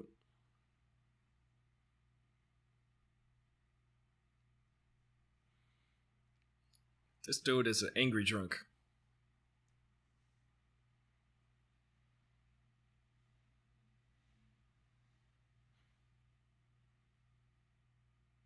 Oh, yeah, you're too drunk, bro. Stop it. Oh, no, he didn't. In the heart? Did he just murder his friend? What just happened, Alec Baldwin? Sorry, that was too soon. Oh my god. Yikes. He just murdered his buddy? That's crazy. Well, he murdered a bunch of Earthers. What's the difference?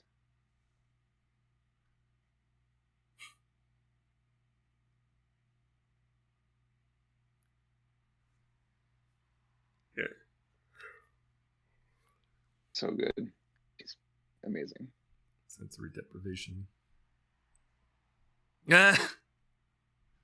Seems like you're busy. Dude, she is exquisite. She's a consummate, incredible. She's been around. She's just a presence, man. She owns it.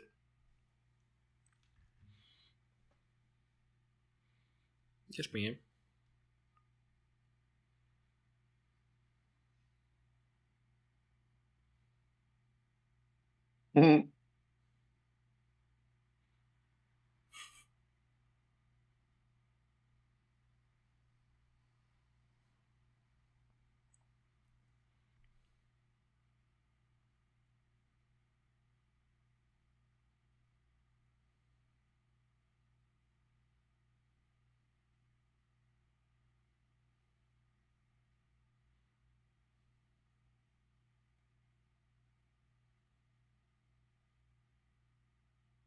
We need great.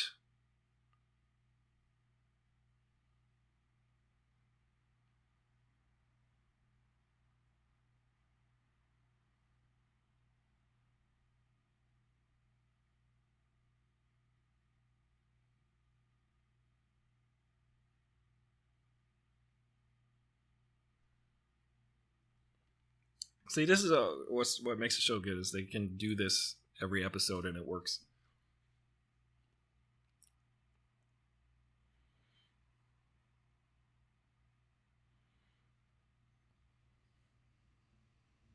Great.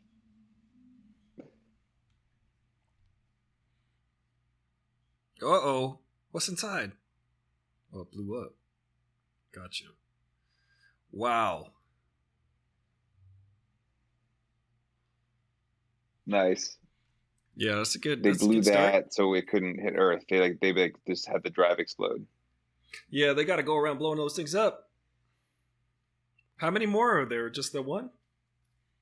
Well, no, there's like they're getting hit like constantly. I think he said there's like dozens or hundreds or something. You know, it said co-executive producer Steven Strait, so he's been on the show long enough to get paid more. Look, Chatham. Oh, look, Sheree, Chatham, and Tipper are also producers now. Anna Hopkins, she's so great, man. She's so good as the reporter. She's great because, like, she's not. She's pushy, but it's like she's good at her job. You can't deny that she's really good at it. Yeah. She did a good job this season. She had that one solid scene, but it was good. Studio ADH, we're on Amazon, so we can say that the F word whenever we want. Yeah, that's true. That's what that's what I do find out that they do on like HBO and all them. They're like, let us like explicitly show nudity and say the F words as many times as we can so people can get their money's worth. Like that is definitely a thing. Yeah, what a good. See, that's capitalism at its finest, baby. You're just selling curse words. Yeah. Well, you got to feel like it's like, what am I getting for the money? You're getting some side boob and F words. I'm selling some NFDs. NFDs. These nuts, baby. Good stuff. Good music. Good special defects. I liked it. It was good. It was like it's hard because you're like, there's only 6 episodes. You're like, I wish more happened, but then again, a lot happened. Like a lot happened. They're trying to figure out.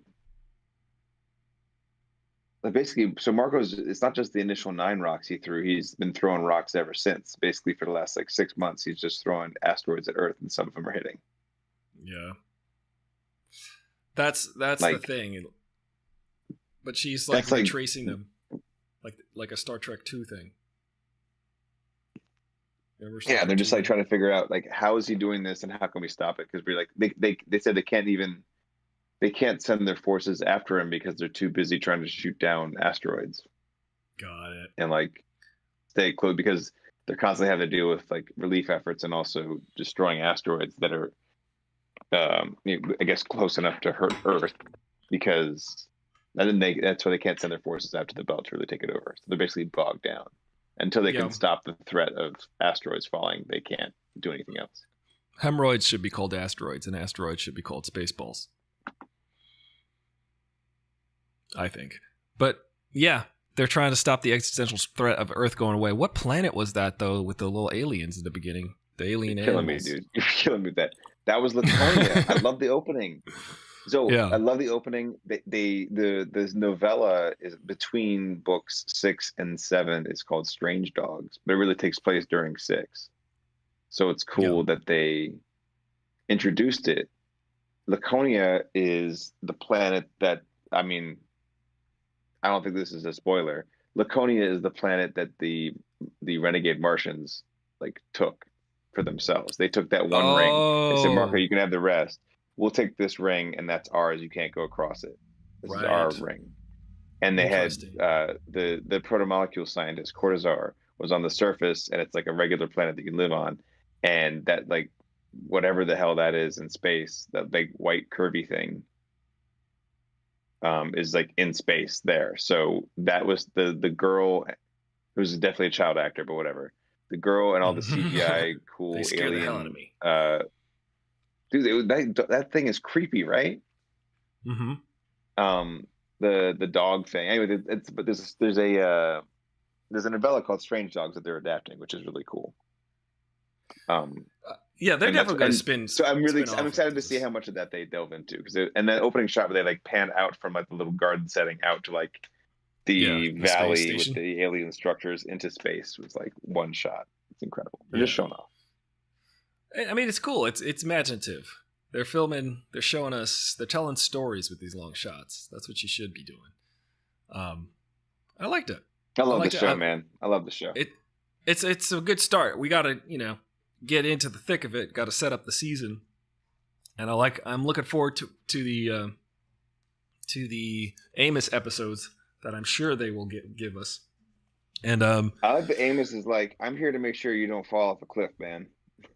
Like, yeah, I'm here to watch your butt because I feel like I'm worried about you, dude. Amos is the man, dude. He's the glue. He's the glue guy. I like that they were even like, you can't just bring in Clarissa and say that replaces Alex. It's like it has nothing to do with him. That and then he's like, you get to decide stuff like you get to just decide to lie about getting rid of the proto-molecule and give it to Fred Johnson without telling anyone.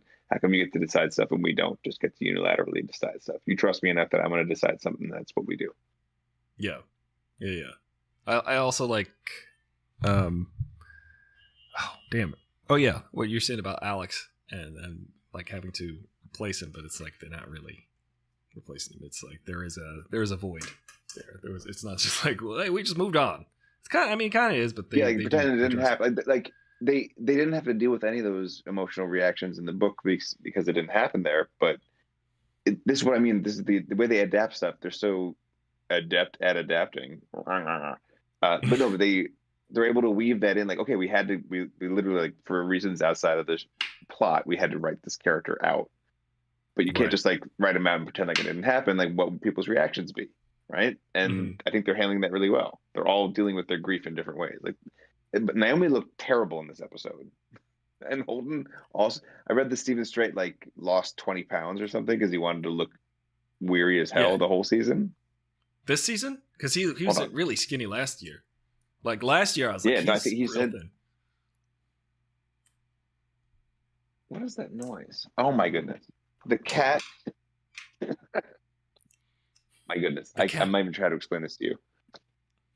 Like, what is that noise? Is there a printer running? So at Cub Scouts this week, here's a quick side story anecdote. At Cub Scouts this week, it was like the Cub Scouts maker stuff. You got to sew a vest, you got to sew a gift bag, that you can use for the hot, Christmas and stuff. And then you got to make a robot, you make a robot out of the tip of a toothbrush, a lithium, one of those little like dime shaped batteries, and then a little motor with a positive and negative wire coming off of it. And you basically tape or like stick the wires to the top and the bottom of the battery and stick those two things to the top of the toothbrush tip. And then it just kind of moves or spins or does fun stuff. It's great. It's a wonderful thing to do. Yeah. And we brought it home, and we have this cat we got in July. She's a wonderful cat.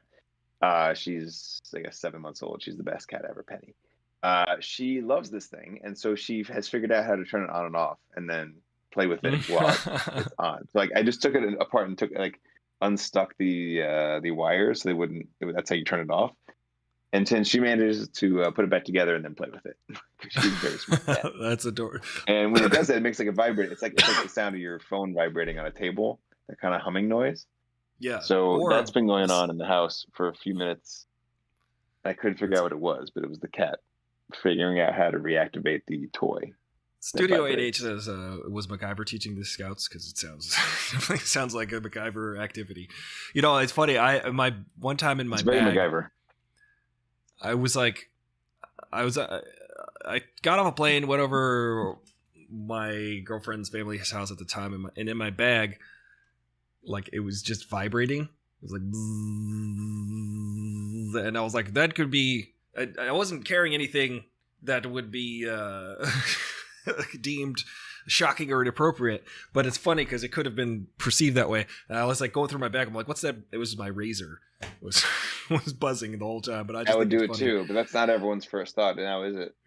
No. So it was pretty hilarious. Yeah. I mean, it could be people's first thought, but we were like, I was just like, what is that sound? Uh-oh, let me look. I actually saw a TikTok recently or something I think like it's that. a lot of people's first thought. It might be there. A lot of I people's would first say, my people goodness. like, I keep turning this off and the cat keeps turning it back on. You got to be kidding me with this. Kitty cat, what are you doing? pretty soon the cats will take over the world. She's learning how to use Harry, tools. I Stop hope- her now. This cat has figured out how to get onto a dresser and eat the plants when I keep hiding it from her. This is this is above average crafty cat. That is. You want to say hi? Can you say hi? Hello, cat. I don't know if speak you could hear that. Catanese, so me and meow. Cats have a very limited vocabulary. This one's Of a one word. beautiful cat. Don't you knock my penny. Don't you knock my penny. Don't you knock? Come on, penny. Well, I'm going to wrap it up. Thank you, Studio 8H. Thank you, OCW 5000, for hanging out. It's a good show. We're going to do this every Friday until the end of time, or at least until the end of this series, which will end in 5 more episodes. We're going to be done with The Expanse. Wow. I cannot believe it. Oh my goodness. But they're going to have some more. They're going to be like, see you later for now, like they did with American Idol. The last episode of American Idol was funny because Ryan Seacrest, it was like touted as the last episode ever. It's 10 years ago when it was on Fox. It's the end of American Idol. It's the end of American Idol. See you later. It's the end of American Idol. Or is it? And then it went to black. And then like a year later it showed up on ABC, or 2 years later. I was like, you guys, you just cashed That's in funny. on that. Later, Studio 8H. I don't understand the Seacrest. Remember What's Up, Seacrest? We'll talk about that in a minute. I don't understand the Seacrest hate. I think Seacrest is a bona fide professional. He is he's exactly what he needs to be, and he's the best at it, at being what he needs to be. And there always needs to be one. Dick Clark was before him, and now it's Seacrest. All right, I'm going to sign off on the stream. Later, Studio 8H, go and watch Mediocre Films. He's got a Star Wars fan on there right now, and I might even pop in and say hello